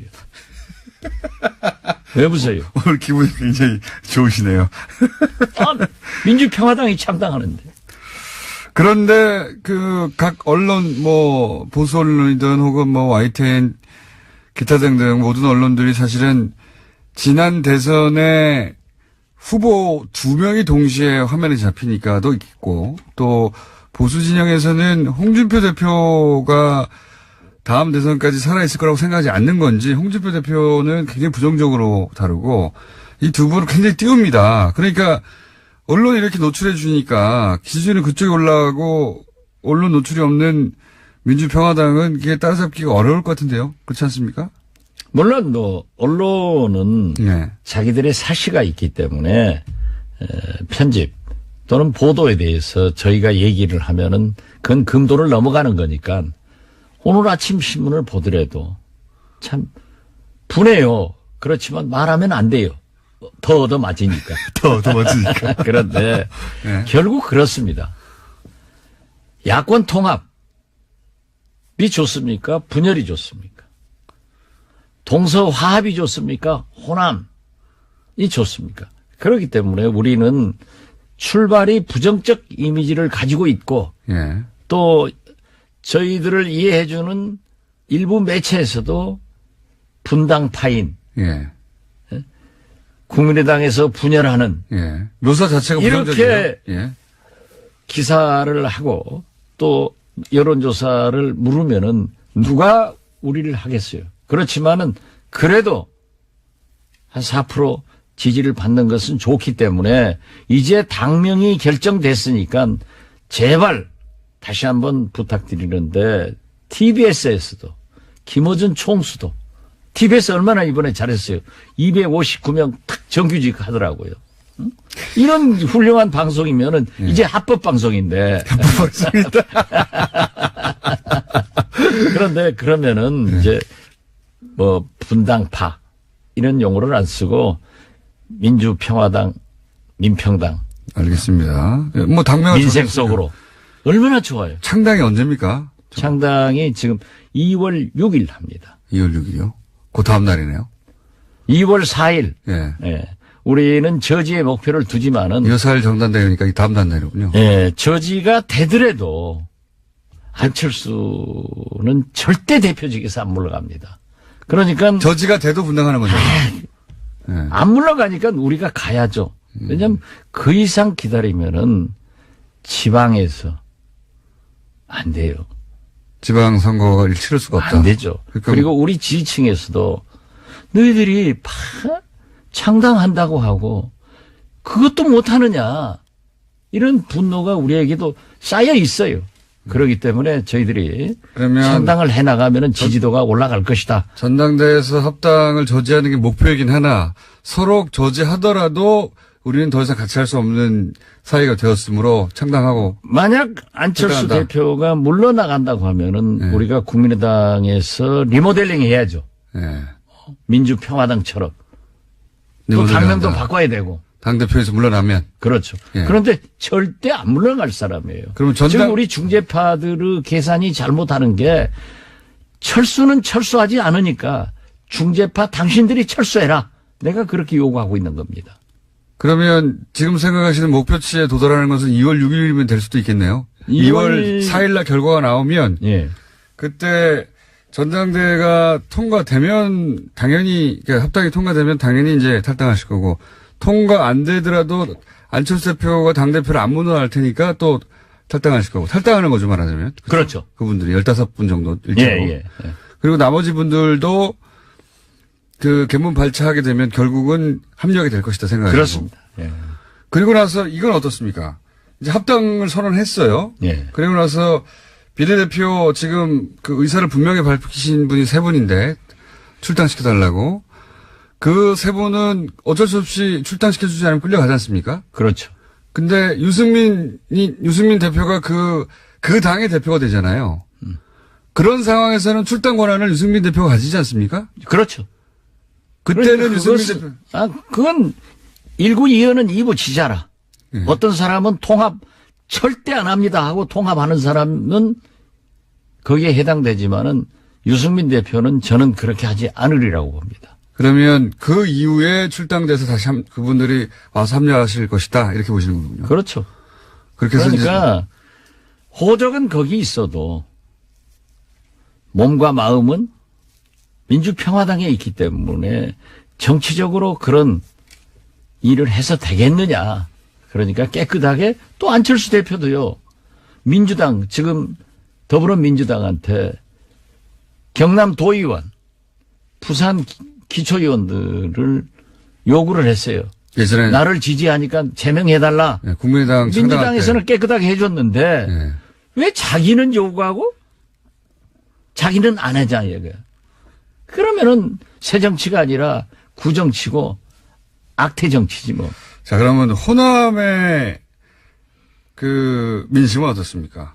호남 민심은 최근에 네. 뉴스완 등 예. 루포 기사를 보시면은 잘 알 겁니다. 국민의당 안철수 말도 못 꺼내게요. 이게 그래서 제가 오늘 지난번 방송할 때도 내가 한번 사과했습니다마는 오늘 목포에서 우리 민주평화당 처음 결의대회를 하는데 거기에 가서 공식적으로 사과합니다. 내가 눈이 삐어서 안철수 지지해달라고 한 거 대단히 사과드린다. 내가 잘못했다. 그래서 저는요 지금도 그래요. 민주평화당이 창당되더라도 네. 뭐 여러 가지 얘기가 있어요. 그러나 최소한 박정천, 박지원, 정동영, 천정배는 당대표 등 전면에 나서지 말자. 네. 우리가 나서면은 안철수한테 져서 우리가 해먹는다.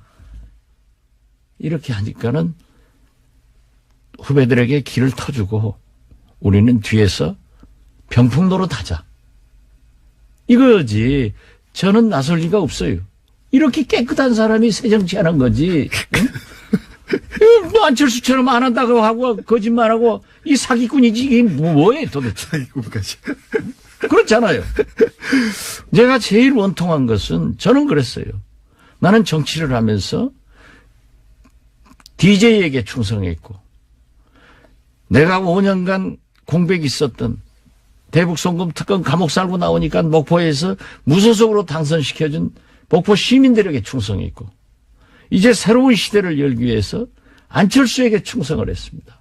아 그래 그 손학규 모든 사람들이 대선 때 저를 만나자고 해도 이건 틀렸더라고요. 만나지 말자. 이대로 가자. 어차피 우리가 지더라도 깨끗하게 최선을 다해야 된다. 그래서 다시 한번 미래를 보자 했는데 치고 나서 말 한마디 없이 저한테 선배님 통합 통짜도 꺼내지 않고 나중에 연대라도 해보겠습니다. 꼭 연합연대합시다. 응? 우리가 정체성이 다르기 때문에 DJP 통합이 아니요. DJP 연합이었어. 그러니까 그렇게 하자. 그랬는데 2시간도 안 돼서 나가서 기자들한테 통합밖에 살 길이 없다 하니까는 불신이 쌓이게 생각하고 최근에요. 권은희 의원에게 제가 우리한테 와라.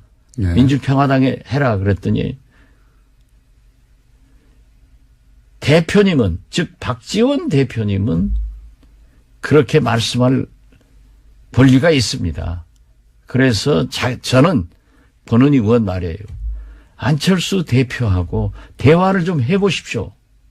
야, 너희 대표가 나한테 전화를 하냐? 만나주기를 하냐? 그러니 깜짝 놀라더라고요.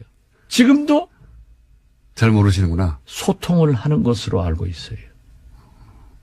권인희 의원이나 김관영 의원처럼 지금 호남 베이스의 지역구 의원들 중에 지금 호남의 분위기 굉장히 안철수 후보한테 우호적이지 않다고 하는데도 불구하고 그쪽으로 통합하러 가 계신 분들은 어떤 이유에서죠? 제가 권은희 의원이 지난 총선 때 어려웠어요. 네. 제가 가서 광주의 딸 박근혜와의 대결이다. DJ가 어려울 때 호남 사람과 국민이 살려주듯 권은희가 어려우면은 광주 시민이 살려달라. 그래서 박근혜하고 맞짱 뜨게 만들어달라 해서 당선됐어요. 자기도 굉장히 저한테 고맙게 생각해요. 김관영 의원은 제가 초선 때부터 굉장히 똑똑해요. 그렇기 때문에 너는 호남의 지도자로 커라. 굉장히 제가 많이 서포트를 했습니다. 또 재선 때도 제가 많이 했는데 안철수 만나가지고 그냥 끌려 들어가더니 헤어나지를 못하더라고요.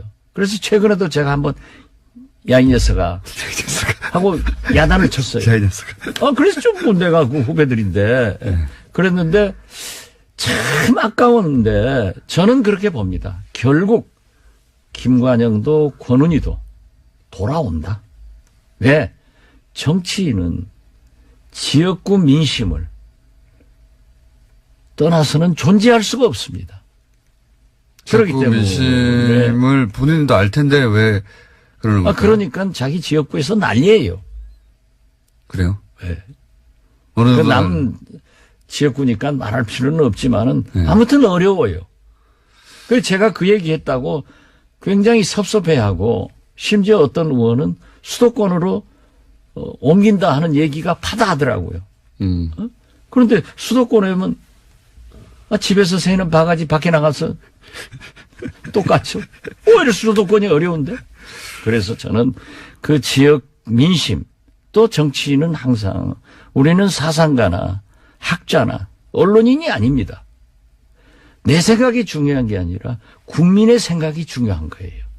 내 생각이 중요한 게 나하고 싶은 게 아니라 지역구 구민들의 뜻을 따라가야 되는 거예요. 좀 철학적이지 않죠. 할 수 없어요, 정치인은. 그래서 저는 민심이 그러니까 나중에라도 돌아온다. 집 나간 아들, 딸이 돌아오면 부모로서 받아야지 어떻겠어요. 돌아옵니다. 그렇게 생각하신다. 그래서 결국은 20석이 넘어갈 것이다.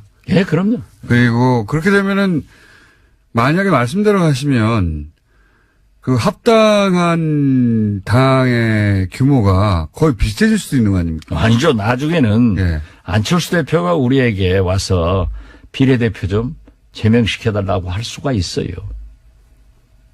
그 이유는 하도 내부에서 반대 의견을 계속 그렇죠. 공개적으로 개진하기 때문에. 예. 우선 보세요. 저 통합을 해놓으면은 평창 동계올림픽 하는데 얼마나 싸우겠어요. 지금 MB 문제 가지고도 옹호하고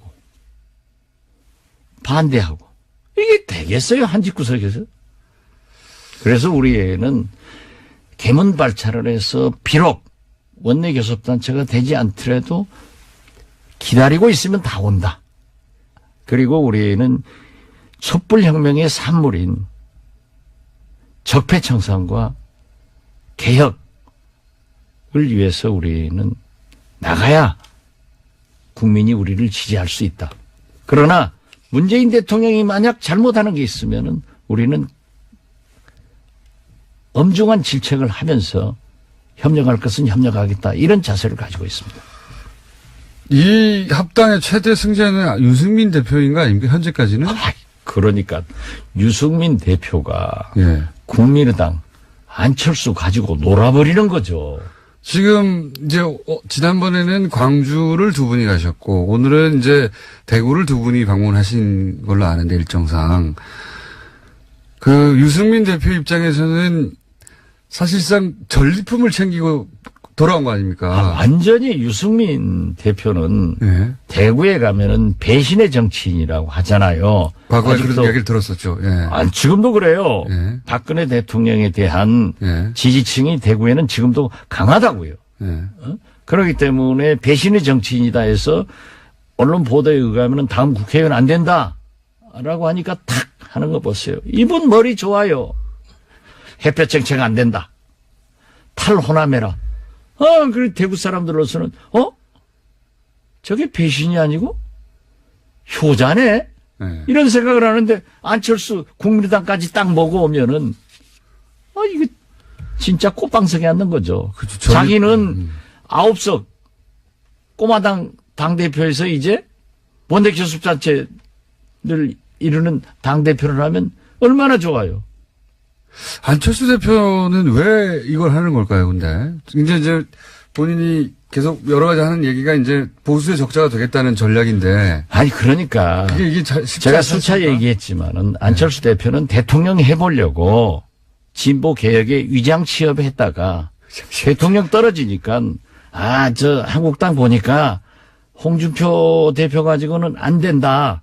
또 언론에서도 취급을 안 해주고 보수 본류에서도 저거 가지고는 안 된다 하니까는 국민의당을 우리를 끌고 데리고 가서 보수의 대통령 후보가 되고 집권을 대통령이 돼보겠다. 대통령 병 걸렸으니까 눈에 보이는 게 없어요. 아니 그런데 거기까지는 박지원이 이해가는데, 예. 데리고 가서 자기가 좋을 게 뭐 있어요?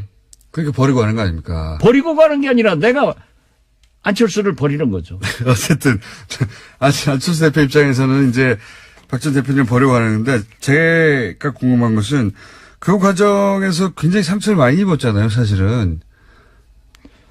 그러니까 요즘 이제 왜 이런 플랜을 짰을까 좀 안철수 이해가 잘 안 제가 가서. 예. 매일 공격을 하니까 저는 제 고향이 진도예요. 진돗개는 한 번 물면 절대 놓지 않습니다.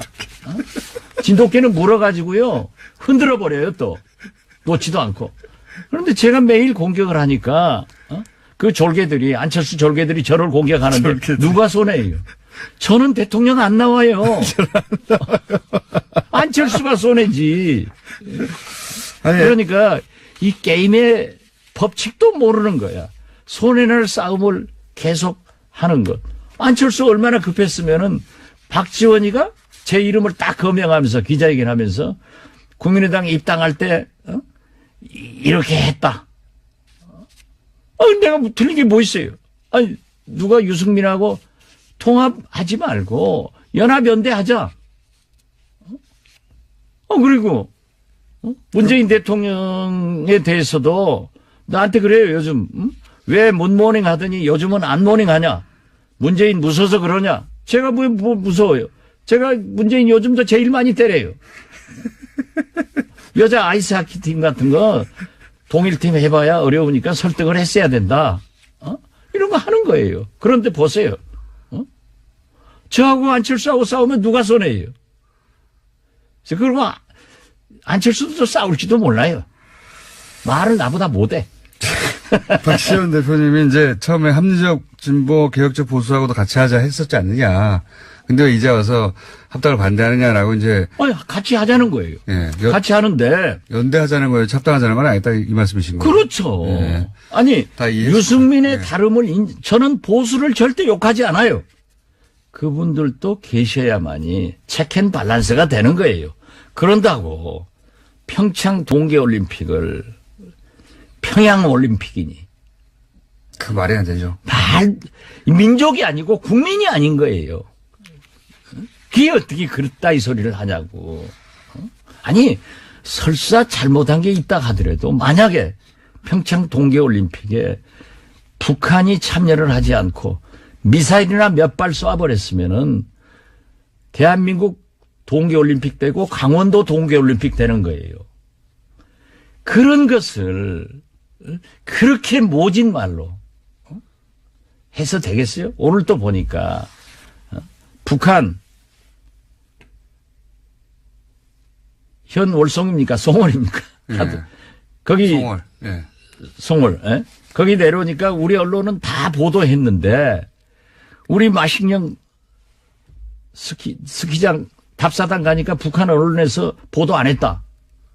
이건 자기들이 보도해놓고 우리가 북한에서 시켜서 보도했습니까? 자, 오늘 여기까지 해야 될 것 같습니다. 그러면 안 된다 이거예요. 네, 알겠습니다. 그러니까 충분히. 그렇게 생각하는 유승민 의견도 우리는 존중해줘야 돼요. 그렇지만 안철수처럼 그렇게 위장 취업해서 여기서 해먹으려다 안 되니까 또 저쪽으로 가고. 대표님, 더해요. 그만하셔야 될 것 같아요. 왜냐면 이제 드디어 똑같은 얘기를 반복하실 시간이 됐어요. 자, 지금까지 기분이 좋으신 당분간은 국민의당 박지원 전 대표라고 해야 되겠고. 아닙니다. 곧 이어서 이제 가칭 민주평화당의 의원. 1개 의원. 박지원 의원이었습니다. 감사합니다. 네, 감사합니다.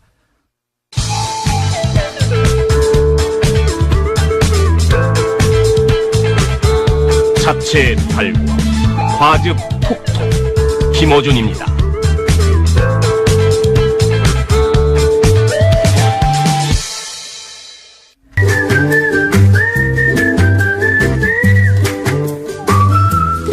도시건 축가 김진일 박사님 나오셨습니다. 안녕하십니까. 네, 안녕하십니까. 자, 오늘 주제는 뭡니까? 우리 겨울에 정책 공부 계속해서 하는데 지난주에는 이제 주택 정책 중에 주택 보급률이라고 하는 가장 첫 번째를 얘기했고요. 네. 오늘은 아파트 공화국 대한민국 우리나라 공화국 맞죠? 예. 근데 아주 흥미롭게도요. 이 아파트 공화국이라는 말을 처음으로 붙인 사람은 프랑스 분이에요. 그래요? 네, 발레리 줄레조라는 분인데 한국의 아파트에 대한 박사학위 논문을 썼어요. 한국의 아파트를 연구하고 한국의 아파트를 연구하고 프랑스 사람인데 프랑스 사람인데 지리학자인데 여기 와가지고서는 제가 좀 그 연구 논문을 제가 좀 도와줬기 때문에 여러 번 만났기 때문에 압니다. 신기하다고 네. 생각했구나. 그래서 그러니까 본인이 충격을 받았던 거예요. 신기하죠.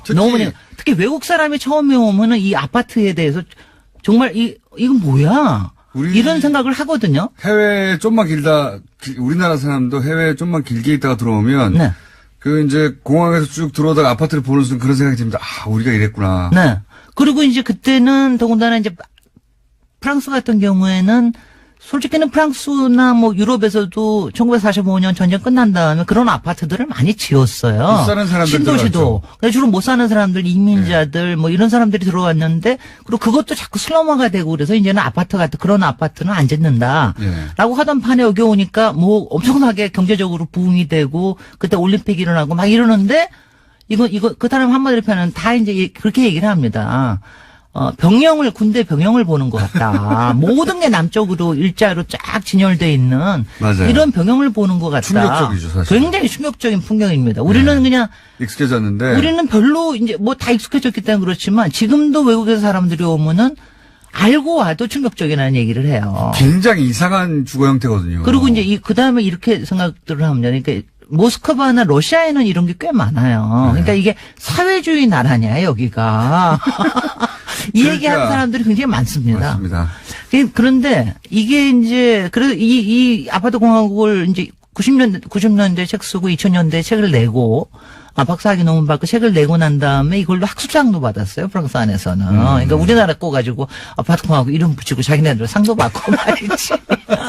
그 양반이 분석한 이유나 이런 건 뭡니까? 그런데 이제 왜 그러면 이렇게 됐느냐. 근데 아파트 공화국이라는 이름을 들으시면 일단 어떠세요? 기분 나쁘죠. 왜 나쁠까, 근데? 뭐랄까요. 네.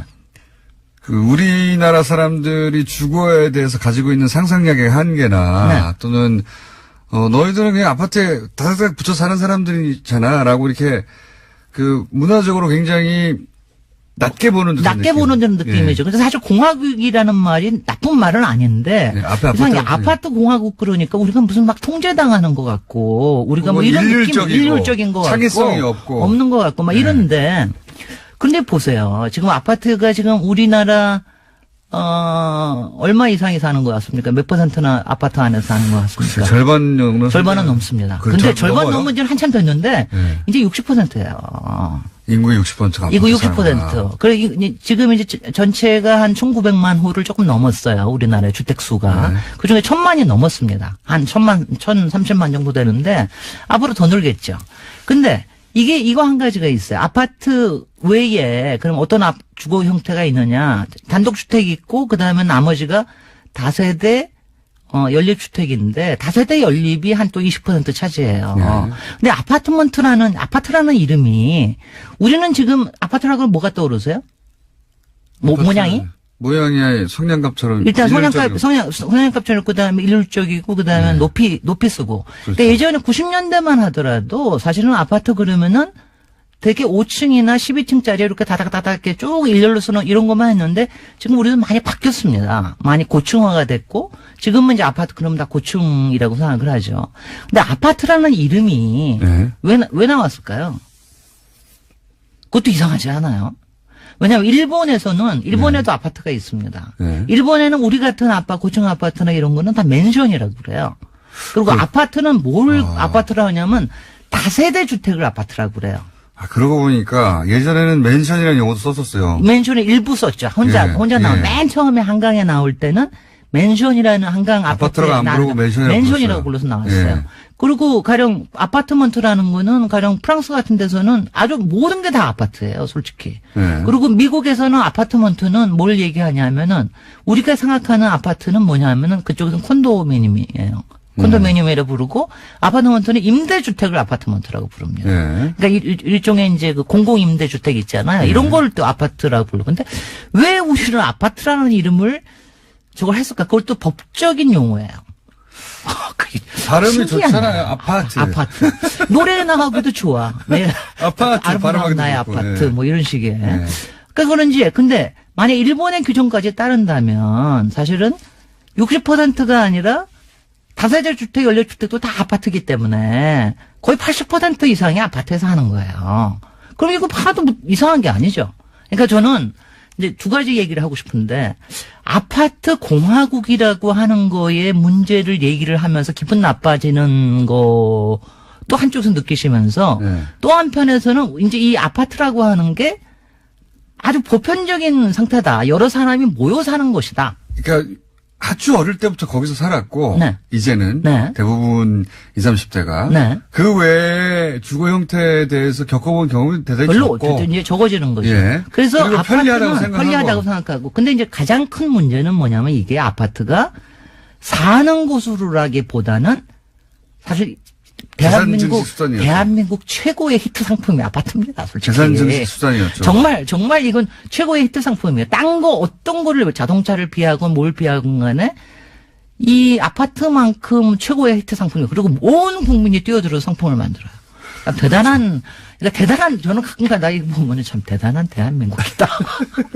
근데 이제 제가 이렇게 해서 부동산 하면은 굉장히 아파트를 나쁜 거로 치거나 뭐 이런 거로 얘기를 하는 것보다는 사실은 저는 지금 이제 아파트 공화국이라는 말을 하기보다는 사실은 지금은 그냥 아파트는 우리가 모든 사람이 사는 데다. 그래서 이제 지금 중요한 거는 80% 정도가 아파트에 사는데 우리를 아파트를 히트 상품으로만 보지는 말자. 우리 아주 보편적인 주거 방식이기 때문에 이거를 어떻게 하면 우리가 괜찮은 방식으로 우리 거로 만들 거냐. 이걸 고민할 때가 된 게 아닌가. 아파트를 다 허물고 개인주택 할 수도 없고. 아니, 그러니까 이게 제가 저기 하는 게 아파트가 그럼 우리나라에서 왜 나왔느냐. 땅이 모자라서 나왔습니까? 그렇게 이야기하자. 인구 밀도가 높아서 나왔습니까? 꼭 그렇지도 않아요. 최단 시간 내에 최대 사람에게 가장 저렴한 방법으로, 처음에는 그런 목적. 처음에는 그거죠. 근데 그 다음에 두 번째, 세 번째 넘어가서는. 재산증식 수단이 됐죠. 아니, 일반 사람이 재산증식이 아니라 저는 건설회사, 그러니까 정부에서 처음에는 주택공사를 도입을 해가지고 차관이 막 이런 거 해가지고 돈 해먹고. 그 다음에 또 사전 분양을 해줬기 때문에. 그럼요. 그리고 그 다음에 80년대에 가면은 석유, 중동에 문제가 생기니까 서울이나 이런 데서 민간 재개발을 할 수 있게 해줬어요. 그때부터 대기업들이 건설사로 뛰어들게 됩니다. 90년대에서는 신도시를 해가지고 합니다. 정부 정책도 2000년대 와서는 재개발 재건축도 이명박이 뉴타운 가지고 일감을 만들어줍니다. 제가 보니까 지금 말씀 듣고 보니까 다른 이유도 있지만 이 건설업자와 정부와의 유착 관계에서 만들어 놓은 거네요. 만들어 놓은 거가 그건 확실한 겁니다. 생각해 보니까 이 사전 분양제 돈이 없어도 업체들이 집 살 사람 돈으로 건물을 짓는 거 아닙니까? 그러니까 그 업체들은 땅 짓고 헤엄치게 하는 거고요. 그렇죠. 정부는 땅에 대한 규제만 뭐 풀었다 쪼였다 하면서 하는 거고요. 그게 정권에 따라 다르고 특히 이제 민간 건설사들이 많아지면서부터는 민간 건설사들 끊임없이 먹거리를 제공해 주는 거예요. 우리가 아파트를 좋아하는 문화 요소가 아니라 생각해 보니까 정부가 건설업자하고 그렇게 결탁해서 이쪽을 몰고 왔네요. 그런 점에서는 최고의 히트 상품이자 그런 부분에 조정돼 왔다라는 거를 우리가 인식을 해야 됩니다. 아, 정책이 하나 잘못되면 이렇게 되는 거구나. 아니, 그 첫 단추를 이렇게 잘못 끼우면 이렇게 되는 거예요. 그리고 나서는 한 번 이 맛을 본 업자들이 계속해서. 근데 지금도 가능하니까. 재건축 초과 이득 환수제 같은 것 때문에 난리치는 이유 중에 하나도 바로 이것 때문입니다. 그러니까 끊임없이 다음에는 이러면서 도시를 망쳐가는 겁니다. 그래서 이해왔어요. 이제는 아파트 공화국의 의미가 어떤 거냐 이미 만들어지면 하시고. 어떡합니까? 자 이제 그거는 저거 하는데 예. 다 얘기할 수는 없어요. 오늘은 아파트 공화국이라는 걸 가지고 아파트 얘기했고요. 다음 주에는 아파트 공화국이 문제가 아니라 단지 공화국이 문제다. 단지요? 단지. 이제 아파트 단지로 만드는 게 문제다. 아파트는 누구나 살 수 있지만 예. 단지로 해서 대규모 건설사와 이런 게 우리나라의 문화로 자리 잡는 게 이게 문제다라고 또 제기하신 분이 계십니다. 그러니까 아파트 자체보다도 예. 단지 공화국이 문제다. 왜 단지 공화국이 문제냐? 왜냐하면 자꾸 단지를 만들어서 그 안에다가 딱 놓고 자기네 성을 만드는 거죠. 그리고 그거는 대형이 되면은 많이 지을 수, 전세대 지을 수 있잖아요. 그러니까 그거 팔기도 좋고 또 그 안에 사는 사람도 살다가 나중에 팔기도 좋고 이런 단지를 계속해서 만드는 이게 문제다라고 얘기하는 사람이 있습니다. 그래서 결론적으로 얘기하면 아파트는 우리의 보편적인 문화가 됐으나 상당히 왜곡된 부분에 의해서 지금도 왜곡되고 있다고 하는 것을 우리가 좀 이제 자, 그럼 단지 합시다. 문화에 대해서는 내일 다음 주에 얘기할 텐데 네. 궁금하네요. 그게 왜 문제인지. 네. 그 아파트 공화국이 된 것은 업자와 정부가 그 방향으로 결탁해서고 한 번 잘못 정책에 이르면 이렇게 망하는 거다. 망하는 건 아니에요. 그러니까 망한다고 생각하지는 김진애 맙시다. 박사님이었습니다. 네, 안녕. 안녕. 보자면 바지 회장 노릇을 하는 게 그리고 자신도 그렇게 하고 있는 게 한탄스러운 거죠. 예. 네, 울분이 터진다, 가슴이 찢어진다라는 표현도 있습니다. 예. 아들 입장에서 이렇게 말할 수 있죠. 근데 이제 그 과정에서 자신들이 명부상 최대주주인데 실제 주인이 아니라는 말인 거죠, 이게. 또 있습니다. 네, 이명박 전 대통령의 아들 이시영 씨가 다스를 접수했다라는 식의 언급도 계속해서 나오는데요. 이시영 씨를 지칭하는 듯하면서 자신을 해코지하려 한다라는 말도 있습니다. 요거 일단 들어보시겠습니다. 전 동생이 형을 해코지라고 형을 나가라 그래도 걘 내 사정 내가 그 똑같은 놈이 되면 안 된다는 얘기야. 예, 요 얘기는 이제 본인 입장에서 보자면 그 이명박 전 대통령의 아들 이시영 씨는 사촌 동생이죠. 예, 사촌 동생이 형인 나한테 나가라고 해도 내가 똑같은 놈 되면 안 된다는 건데 내가 똑같은 놈이 되면 안 된다는 건 무슨 말인지 모르겠어요. 이건 모르겠고 하여튼 똑같이 권력 싸움 할 수 없다라는 취지 이야기인 것 같은데요. 권력 예. 싸움을 할 수 없잖아요, 실제. 예. 그러니까 이시영 씨가 이제 지금 그 전까지 총괄 부사장을 하고 있던 본인 이동영 씨를 쫓아내려고 한다. 네, 차근차근 권력을 접수하고 있는 과정에서 나온 발언입니다. 이동영 씨 주변 사람들도 정리를 했나 봐요. 예. 그러니까 그 전까지는 자기가 총괄 부사장이고 자기 사람들도 좀 있었는데 그 사람들을 다 정리하고 있다 보니까 이시영 씨가 회사를 장악하게 가는 과정에서 예. 그러다 보니까 이제 거기 불만을 토로하면서 동생이 나를 해코지하려고 한다. 예. 네, 상대방에게 하소연하고 있는 과정인 것 같은데 상대방도 해코지를 당할 수 있는 상황이기 때문에 너까지도 지켜줄 수 없다라는 취지의 이야기가 아닌가 짐작해봅니다. 그러니까 이런 사람도 사표 받으러 가고 저런 사람도 사표 받으러 한다. 그래서 뭐 밤잠을 못 자고 있다. 그러니까 실소유주 아들이니까 실소유주 아들이 이 회사 내 거 해가는 과정에서 불만을 토로하고 있는 이제 그 덕분에 저희는 최대주주 회장님의 아들인데 실제로는 아무 힘이 없구나 하는 걸 알게 되는 녹취 파일의 내용을 MBC가 단독으로 몇 개를 연속 보도했습니다. 네. MBC의 폼이 돌아오고 있나요? 아직은 모르겠네요. 어쨌든 관련해서 가장 적나라한 단독 최근 다스 관련해서는 그렇습니다. 그리고 또 마침 또 이상한 회장의 아들 이동영 씨가 어제 검찰 출석을 했죠. 네, 다스 125 관련해서 수사 중인 동부지검에서 피의자 신분으로 나갔습니다. 자신의 개인 비리 혐의까지 받고 있는데 납품업자한테 각종 비리 리베이트 받았다라는 것까지 있습니다. 자, 들어가는 과정에서 기자들이 당연히 이제 다스 누구 겁니까? 물어봤어요. 여기에 대해서, 이동영 부사장의 답변 들어보시겠습니다. 그건 뭐 당연히 뭐 저희 아버님이 지분이 있으니까 저는 그렇게 생각하고 있고요. 네. 네, 공식적인 답은 그렇습니다. 다스는 누구 것이냐. 저희 아버님이 지분이 있으니까 전 그렇게 생각하고 있다는 건 아버님이 다스의 주인이라고 생각하고 있고 이런 말이죠. 예. 굉장히 이상한 답변이에요. 좀만 생각해보면. 왜냐하면 다스는 누구 겁니까? 아버지 겁니다. 이렇게 답변해야 되는 겁니다. 아버지 거면. 그런데 아버지가 지분이 있으니까 저는 아버지 게 아닌가 생각하고 있어요. 이게 말이 되는 소리입니까? 조금만 생각해보면 이제 본인의 이제 머릿속에 그래도 지분이 있으니까 우리 아버지가 뭘 좀 행사해야지 이렇게 생각하지만 실제로는 아니라는 걸 아니까 여기에 대한 답변은 아버지 겁니다. 진짜로 아버지 거면 이거죠. 아버지 거라고 저는 생각하고 있어요. 이게 이 답변 자체가 아버지 게 아니라는 걸 드러내고 있는 거거든요. 이걸 짚어줘야 되는데 안 짚어줘서 제가 짚어드립니다. 자기 건데 자기 거라고 생각하고 있어야는 이상한 답이잖아요. 내 겁니다. 아버지 겁니다. 라고 답변해야 되는 답변인데 그렇게 안 나온 거죠.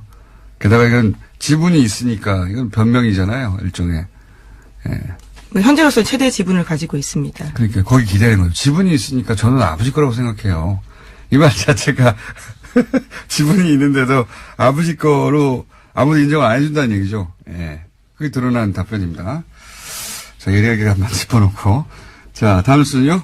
네, 어제 김명수 대법원장이 입장문을 냈습니다. 법원 블랙리스트와 관련해서 계속해서 후폭풍이 있는데요. 김명수 대법원장은 조사 과정에서 나온 문건 내용은 대다수 사법부 구성원들이 상상하기 어려운 거다라고 인정했습니다. 그제 대법관 13명이 내놓은 입장과는 다소 다른 이야기인데 별도 기구를 구성해서 추가 조사에 나서는 등 법원 행정처 개혁하겠다라는 입장도 밝혔습니다. 요사는 저희가 이제 이정열 전 판사님을 3일째 모시고 이야기 잠깐 나눠볼 텐데. 안녕하세요. 김어준입니다. 프랑스 나치 협력 처형 장기화되자 민심 돌아서 어제자 조선일보 기사 제목입니다. 문재인 정부가 프랑스의 과거사 청산의 교훈을 봐야 한다.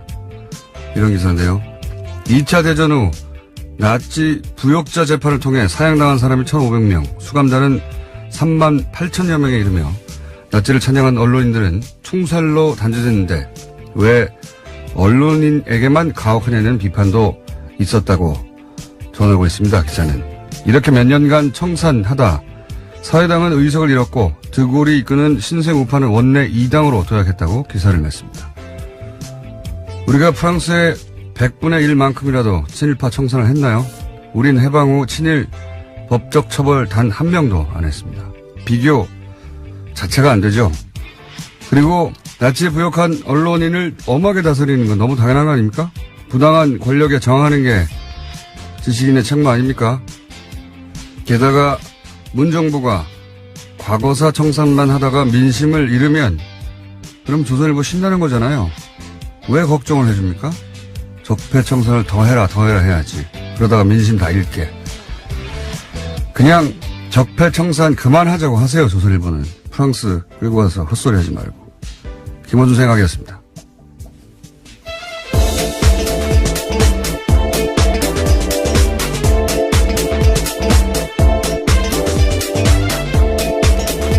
시사인의 김은지입니다.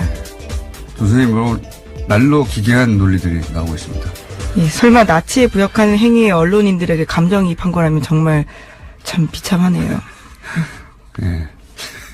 굉장히 놀라운 기사였어요. 프랑스 과거사 청산이 이런 식으로 사례로 쓰이는 건 제가 처음 봤습니다. 자, 그때 프랑스식으로 나치 부역 청산을 일제 청산을 우리가 했으면 조선일보 문 닫았죠. 자, 첫 번째 뉴스는요? 네, 다스는 누구 겁니까에 대한 드디어 일가 친척의 가족 이야기까지 나왔는데요. 이상은 다스 회장의 아들, 그러니까 이명박 전 대통령의 조카 이동영 씨가 다스는 이 전 대통령의 아들 이시영 거다라고 말하는 음성 파일이 나왔습니다. 어제 MBC가 보도했는데요. 이동영 씨는 다스 부사장이고 이시영 씨는 자기보다 직급이 낮은 전무입니다. 2016년 7월 달에 다스 총괄 부사장이던 시절에 이동영 씨가 다스의 핵심 관계자와 이야기하던 통화입니다. 자, 일단 먼저 한번 MBC가 오랜만에 단독했어요. 예, 단독을 연속으로 몇 가지 연속을 했는데 일단 그 오디오 파일, MBC에서 보도했던 오디오 파일 들어보겠습니다. 시영이는 지금 MB 믿고 해서 뭐 자기 거라고 뭐 회사에서 마음대로 하고 있잖아. 예, 요 대목은, 이동영 씨, 다스의 명부상 회장이고 최대 주주죠. 예. 이상은 회장의 아들, 이동영 씨가, 누구와 통화하는지는 모르겠습니다만. 네, 이시영 다스의 씨. 전 핵심 관계자다라고 예, 합니다. 누군지 저는 알 것 같아요. 근데 여기는 안 나왔으니까. 이시영 씨, 이명박 전 대통령의 아들, 이시영 씨가 지금, MB 믿고 회사가 자기 거라고 회사에서 마음대로 하고 있잖아. 예. 그러니까 최대 주주 회장의 아들이 하소연을 이런 게 한다는 게 말이 안 되는 거죠. 예, 심지어 부사장이었습니다. 뭐 그때도 그렇고요. 지금도 그렇습니다. 그러니까 아버지는 회장이고 자기는 총괄 부사장이었던 시절인데, 이런 말을 이제 한다는 게 이게 말이 안 되는 거죠. 이재용 삼성 부회장이 주식이 하나도 없는 사람 때문에 그 사람이 삼성을 먹겠다고 마음대로 하면 그냥 두겠습니까? 그냥 회사에 쫓으면 끝나는 거지. 그럴 수 없는 거죠. 예. 이 관계를 드러내는데 이게 파일이 이게 하나가 아니에요. 자, 그 다음 연속도 꼭지가 여러 개 나왔죠. 예. 네, 또 강경호 다스 사장이라는 사람이 있는데요. 이 사람이 이명박 전 대통령에게 지시를 받고 다스 경영에 깊숙하게 개입하고 있다라는 식의 이야기도 있습니다. 그리고 이제 녹취 중에 이제 이런 것도 있었습니다. MBC가 단독으로 보도한. 회장도 나도 희생했다. 예. 희생할 게 뭐였어요? 자기들이 최대 회사 주인인데. 네, 대표인데요. 예, 이것도 좀 들어보겠습니다. MBC 보도입니다. 나도 아버님이 회장님이 살아계시는데 형이 이런 꼴을 당하니까 형은 울분이 터지지만 어차피 희생하는 거잖아. 어차피 회장님도 희생했잖아. 그러니까요. 네, 여기서 형이라고 하면 자신을 뜻하는 겁니다. 이동영 씨 자신요. 이시영 씨 사촌 형이거든요. 나이로 따지면. 그러니까, 본인 입장에서는, 아들 입장에서는, 아버지가 이제 이 문맥으로, 이게 지금 이제 김명수 대법원장은 어떻게든 법원 자체적으로 이 문제를 해결하려고 하는 것 같아요. 근데 이제 첫 번째 조사에 대해서, 사법부 내에서도, 그리고 밖에서도 이것까지도 되냐고, 뭐 납득할 사람이 아무도 없죠. 조사 파일도 한계가 있고. 네, 다 열어보지도 못했습니다. 아주 그러니까요. 일부가 나온 거거든요. 그것도 폴더를 다 열어본 것도 아니잖아요. 예. 지금 그 파일을 확보하고 내용을 열어본 방식이 크게 3가지 검색을 해서 명단과, 그러니까, 명단, 그러니까 이 사람들이 걸려있지 않을까 싶은 명단, 그리고 2개가 뭐였죠? 이정일 판사한테. 키워드를 또 가지고 있는데. 이정일 판사한테 물어보기로 하죠. 그 3가지 축으로 검색을 해서 나오는 것만 한 거지, 폴더에 하나하나 들어간 게 아니에요. 예. 검찰의 수사를 맡긴다는 게 이제 입법, 사법, 행정 한 축인 사법부로서는 이게 이제 자존심도 상하고 나쁜 선례가 될까 생각하시는 것 같아요. 네, 더 이상 자존심의 문제가 아니고요. 행정부의 수정조사도 혐의가 있으면 검찰 조사를 받았습니다. 저는 사법부 통째로 검찰 수사를 받는다는 건 뭐 상상할 수 없는 일이니까 문제가 된 개별 판사들 몇 수 수사를 의뢰해야 하는 게 아닌가. 사법부 차원에서도 그렇게 생각이 드는데 제가 대법원장이 아니기 때문에 이 이야기는 잠시 후에 이정렬 판사님과 이야기 나눠보겠습니다. 네, 그런데 검찰이 어제 관련된 고발 사건을 재배당하고 본격적인 수사에 나설 준비에 나섰는데요. 지난해 한 시민단체가 양승태 전 대법원장과 당시 법원행정처 간부들을 검찰에 고발한 바가 있습니다. 또 법원의 추가조사위원회가 판사들의 컴퓨터를 열어본 것을 문제 삼아서 자유한국당에서 김영수 대법원장 고발한 건도 있거든요. 이 건에 대해서 나눠져 있었는데요. 하나로 몰아서 정리한다고 어제 검찰이 발표했습니다. 적어도 그 양승태 전 대법원장과 이 파일을 작성한 사람들은 검찰에 고발해야 되는 게 아닌가. 개별적으로는 검찰이 그 사람들을 대상으로 해야 되는 게 아닌가 싶긴 한데 처음부터 끝까지 다 사법부 내에서 자체적으로 개혁하고 자체적으로 방안을 만들어서 발표하고 하는 것으로 저는 그런 식으로 넘어가면 두고두고 씨앗을 남기는 게 될 거라고 봐요. 예. 그렇게 해서는 안 된다고 보는데, 사법부가 뭐, 일개 부처가 아니다 보니까 쉽지 않은 결정인가 봅니다. 자, 다음 뉴스는요, 네, 관련해서 눈에 띄는 소식이 하나 더 있는데요. 대법원 추가조사위원회가 발표한 조사 결과 보고서 별지가 굉장히 화제입니다. 이 내용이 그대로 들어가 있기 때문인데요. 여기에 보면 추가조사위가 이 문건을 발견한 곳에 BH라는 폴더가 있다라고 합니다. 그러니까 청와대를 의미한다라고 볼 수 있는데요. 거기에서 여러분 파일이 이제 하나밖에 없는 건데 나머지 파일들도 청와대에 보고한 게 아니냐라는 의심을 사고 있다고 합니다. 좀 전에 말씀드렸지만 당연히 컴퓨터를 열어서 그 안에 있는 폴더 하나하나를 열어봤을 거라고 생각하지만 그렇게 못했어요. 그걸 허용하지 않았기 때문에. 그냥 키워드 몇 개를 정해서 검색하라고 한 겁니다. 그중에 걸린 거거든요. 근데 이제 지금 이야기한 그 법원행정처하고 우병우 민정수석하고 주고받았다. 전원합의체로 해보아달라 요구하고 그걸 받아주고 하는 그 문서가 나오는 게 BH라는 폴더에서 나왔다는 겁니다. BH, 청와대죠, 청와대. 여기 파일 하나만 들었겠어요? 이걸 열어봐야 되는데 이 BH 폴더를 못 열어본 거죠, 지금은. 네, 그렇죠. 지금은 협조가 되지 않은 상황이기 때문에 강제 수사가 아니어서 하지 못하고 있습니다. 그냥 파일 하나가 걸렸는데 그걸 열어봤더니 이런 얘기 나왔고 그 파일이 어디 있었지 하고 그 경로를 확인했더니 그 폴더였다는 겁니다. 그 폴더 안에 100개의 파일이 있는지 1000개가 있는지 1개가 있는지 몰라요. 근데 뭐 폴더를 따로 만들었으니까 1개 있겠습니까? 지금 딱 하나 나온 건데. 박근혜 전 대통령 특히 최순실 씨 관심사안 재판 관련해서 저는 요청이 엄청 많이 갔을 거라고 보고, 왜냐면 박근혜 최순실 그렇게 해도 된다고 생각하는 사람들이었거든요. 그리고 양승태 대법원장의 사법부도 그런 요구가 있으면 응해야 된다고 생각했던 게 드러났잖아요. 네, 실제로 김영환 민정수석의 비망록이나 안종범 전 수석의 업무수첩에도 관련 내용들이 있습니다. 이 폴더 당연히 열어봐야 되는데 지금 계속 사법부에서는 개인의 사생활이나 뭐 이런 얘기 때문에 못 열어보고 있잖아요. 네, 개인 파일 지우면 되잖아요, 그러면. 회사 공용 컴퓨터가 어떻게 사생활과 연관되는지는 사실 여전히 의문입니다. 그렇다고 쳐요. 예? 판사들은 자신의 사생활과 관련된 파일을 야도인가요? 거기 있다고 쳐. 그럼 또 지우면 되잖아요. 이거 할 때는. 이해가 안 가는데, 어쨌든, 지금 딱 그렇게 걸려 있습니다. 자, 뉴스 2개 정도 더 할 수 있겠네요? 네, 최순실 메모가 또 나왔습니다. 이번에는 문체부 조직 개편도 미리 알고 있었다라는 정황이 담긴 내용인데요. 2016년 3월 달에 쓰인 메모입니다.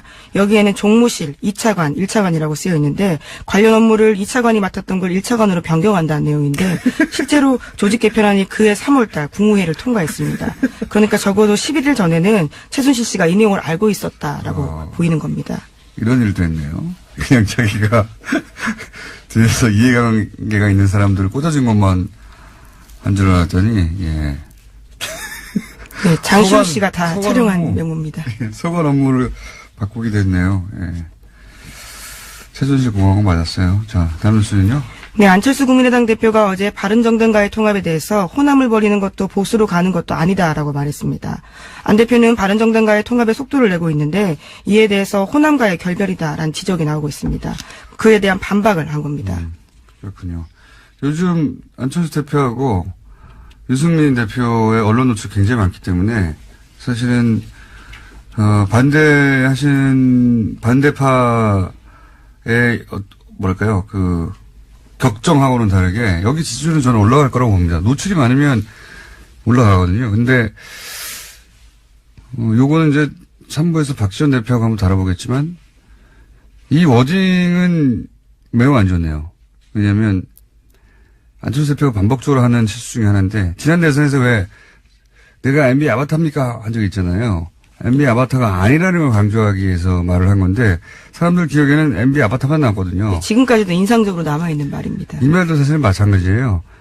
아마도 그렇게 공격을 받나 본데 호남을 버리고 보수로 간다 라고 공격을 받으니까 그게 아니라고 말한 거잖아요. 근데 MB 아바타처럼 이것만 남는 거예요. 호남을 버리고 보수로 간다.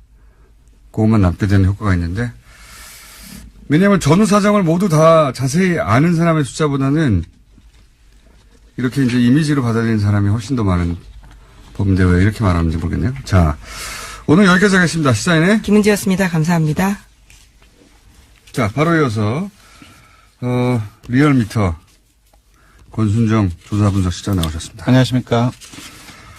자, 여론조사 처음으로 50숫자 찍혔네요. 예. 네, 대통령 처음으로 50%대로 물론 잠정 수치입니다. 저희들이 네. 주중 잠정 화요일치가 그렇게 찍혔네요. 네, 처음으로 그러니까 3일 연속 월, 화, 수 1,500명을 집계해서 나온 결과가 긍정평가가 6.2%포인트 하락해서 59.8%. 이거는 북핵부 때보다 더 큽니다. 네. 네, 부정평가가 6.3%포인트 상승해서 35.6%를 기록했습니다. 2주 연속 하락했고, 낙폭이, 지난주에 4.6%포인트 떨어졌고, 이번 주에 6.2%포인트 하락했으니까 도합하면 10.8%포인트 아닙니까? 네. 이런 경우는 상당히 좀 이례적인 경우입니다. 맞습니다. 찾아봤더니, 박근혜 정부 때 2014년도 4월 세월호 참사 때 11.8%포인트가 2주 연속 빠졌는데 그 이후에는 없었습니다. 생각해 보시면 그 사이에 세월호 같은 사건이 벌어진 게 아니잖아요. 그렇습니다. 네. 지금 따지고 보면 좋은 뉴스가 더 많습니다. 네. 기본적으로는 불과 몇 개월 전까지 전쟁 난다고 하다가 네. 지금 어쨌든 전쟁이 아니라 올림픽을 통해서 이제 화해 모드를 만들고 있는 와중인데 이게 뉴스를 자세히 안 보는 분들이 이해가 잘 안 갈 거예요. 그 국내 정책적인 논란 그런 부분도 있긴 했었지만 세월호 참사와 비견할 정도는 아니고. 그러니까요. 예, 그 남북 북한의 평양 올림픽 참가 또한 사실상 평양 올림픽이라는 관점에서 접근해 본다고 한다면 이렇게 많이 영향을 미칠 정도는 아니라고 생각하는데. 저는 왜 그런지는 알겠는 게 개별 이슈로 보면 안 되고요. 제가 보기엔. 일단 수치를 이제 한번 소개해 주시죠. 예. 네, 그래서, 조사일 기준으로는, 조사일 기준 일간으로는 8일 연속 하락을 하다가 죄송합니다. 어제 24일 날에 60.3%로 소폭 반등했는데 그 이전에는 19일 날 64.4%로 시작을 해서 22일 월요일 날에 60.8%, 화요일 날 23일에 59.9%. 그러니까 일간 최저치를 기록했죠. 근데 거의 어제 바로 소폭이긴 하지만 60.4%로 화요일 날 하락세가 처음으로 멈췄습니다. 59.9를 찍은 거예요. 화요일 날 네, 처음으로. 그렇습니다. 자, 이게 이제 뉴스를 슥슥 훑어서 보시는 분들은 잘 모르시겠지만 그리고 모든 미디어를 모니터링 하지 않잖아요, 보통은. 그렇죠. 저는 직업이 이렇다 보니까 모든 미디어를 모니터링 하게 돼요. 근데 잘 모르시겠지만 평양 올림픽이라는 단어 엄청나게 조중동과 보수 매체와 포탈을 통해서 유포됐어요. 네, 요번에 자유한국당이 가장 성공한 프레이밍 중에 하나가 바로 역사적으로 제가 봤을 때 평양 올림픽이 기록되지 않을까 싶네요. 이게 이제 라임도 맞지 않습니까? 평창, 네. 평양. 예, 네. 그래. 그러니까 평창이라는 팩트를 두고 평양, 다른 한쪽에는 평화, 이 네. 평이라는 운율로 지금 맞춰져 있기 때문에 사실상 쏙쏙 더 잘 들어오죠, 사실. 실제 평양올림픽이라는 공세가 평양올림픽 아니란 말이죠. 아닌데, 이 공세가 조중동과 종편과 또 보수매체 중심으로 특히 포탈을 통해서, 검색어 통해서, 그리고, 자세히 보시는 분들은 이제 포탈의 댓글들을 보면 대선보다 더, 대선 때보다 더 격렬합니다. 네, 맞습니다. 알바들이 확실한 거 아닌가? 네. 옵션 열기에, 후속팀 아닌가 싶을 정도, 여태 본 적이 없는, 제가 댓글 알바를 참 오랫동안 관찰해 왔는데. 저도 공장장처럼 요즘에 댓글을 되게 다른 때보다 더 주의 깊게 보는데, 포털 사이트의 댓글 서비스를 보면 특정인의 그 아이디를 클릭을 하면 그 이전에 어떤 댓글을 달았는지 이력을 다 체크를 할 수 있습니다. 제가 체크를 며칠 동안 해봤는데, 거의 동일한 정치적인 색깔로 계속 댓글이 이어지는 사람들이 대규모예요, 아주. 네. 그런데 그렇게 부정적인 뉴스를 한쪽에 쏟아내면 이제 반대쪽에서 그런 밸런스를 맞추는 뉴스 왜 그렇게 생각하느냐. 네. 뉴스가 있어줘야 되는데 사실은 그런 뉴스가 없어요. 네. 그런 언론 지형이 밸런스가 안 맞습니다, 현재. 네, 그렇습니다. 대대적으로 쏟아내고 그게 일정 정도 영향을 줘서 화요일은 59.9, 뭐 나머지는 60%, 뭐 59.9도 높긴 해요, 사실은. 대통령 지지도로. 그렇습니다. 지금 전 사실상 세계적으로. 59.8%면 60%인데 상당히 높은 거죠. 높은 근데 긴 이제 하지만 앞에 7자가 찍혀 있다가 5자가 찍혀 있으니까. 불과 며칠 그냥 사이에. 예, 불과 며칠 사이에. 그리고 이제 그거보다 숫자보다 중요한 거는 아마도 이해 못할 겁니다. 청와대에서 제가 보기에는. 청와대에서는 뭔가 잘하고 있다고 생각이 들거든요. 잘 풀리고 있다. 네, 아, 네. 드디어 불과 며칠 전까지 전쟁한다고 하다가 이제 올림픽을 통해서 그런 대화의 계기를 만들고 다 좋아지고 있는 것 같은데 왜 이렇게 폭락하지? 이해를 못할 거예요. 예, 청와대 같은 경우는 지난 21일 일요일부터 어제까지 4일 연속 대통령 입을 빌어서 아니면 청와대 그 대변의 입을 빌든지나 4일 연속 평창 올림픽 협조 요청 발언을 했어요. 회의 자리든 아니면은 춘추관에서든. 보도가 잘 안 됩니다. 예, 이게 보도가 이제 거의 안 됐어요. 과거 같은 경우에는 이렇게 남북 단일팀이나 또는 뭐 이런 올림픽에 이렇게 참여한다. 대대적으로 이게 의미가 뭔지 설명을 해줬거든요. 네. 지금은 단일팀 얘기가 나오면 그 의미를 설명하는 게 아니라 바로 그 아이스하키 팀이 가지고 있는 개인들이 가지고 있는 불만, 개인이 불만이 있을 수 있죠. 네. 그 보도로 바로 갑니다. 그러니까 이게 어떤 의미가 있는지 보도 혹은 이게 어떤 계기가 될 수 있는지 혹은 뭐 그 개인들이 입는 피해는 어떻게 부재할 것인지 이런 보도는 없어요. 보신 분들은 아시겠지만 일방적으로 때리는 겁니다. 그냥 다 잘못했어요. 북한과 관련해가지고는 네, 그렇습니다. 그런 뉴스만 쏟아지지. 어쨌든 지난주까지는 아무래도 국내 정책적인 이슈 또한 많은 요인이 됐다고 보는데 이번 주의 6%포인트 하락 같은 경우는 아무래도 평양 올림픽 이 프레이밍 효과 그리고 그로부터 언론의 어떤 여러 가지 어떤 기사들 보도들 이 많은 그렇죠. 영향을 미친 것 같습니다. 기사뿐만 아니라 그 기사와 그 프레임이 특히 포털을 통해서 계속 반복적으로 최근 한 3주간 연속으로 예, 뭐 현성월 점검단을 두고서 뭐 KTX 특별 배차라든지 신호등 이렇게 자동적으로 가게 만다든지 그런 부분들이 너무나 그렇죠. 많이 현수홍을 점검단이 왔는데 신호등 열어줬다고 그걸 어찌나 비난을 하는지 예전에는 상상할 수 없었던 건 접근이거든요. 네. 어쨌든 이번 주 떨어진 것은 TK 대구 경북하고 보수층 그리고 어느 정당도 지지하지 않는 회색 지대라고 할 수 있는 무당층에서 많이 빠졌습니다. 자, 그래서 처음으로 화요일 날 59.9를 찍었다. 네, 그렇습니다. 다른 요일은 뭐 60을 간신히 넘긴 했는데 네. 모르겠습니다. 이런 식으로 일방적으로 그 올림픽 관련해서 특히 계속해서 공세가 이어지면 어떻게 될지 모르겠고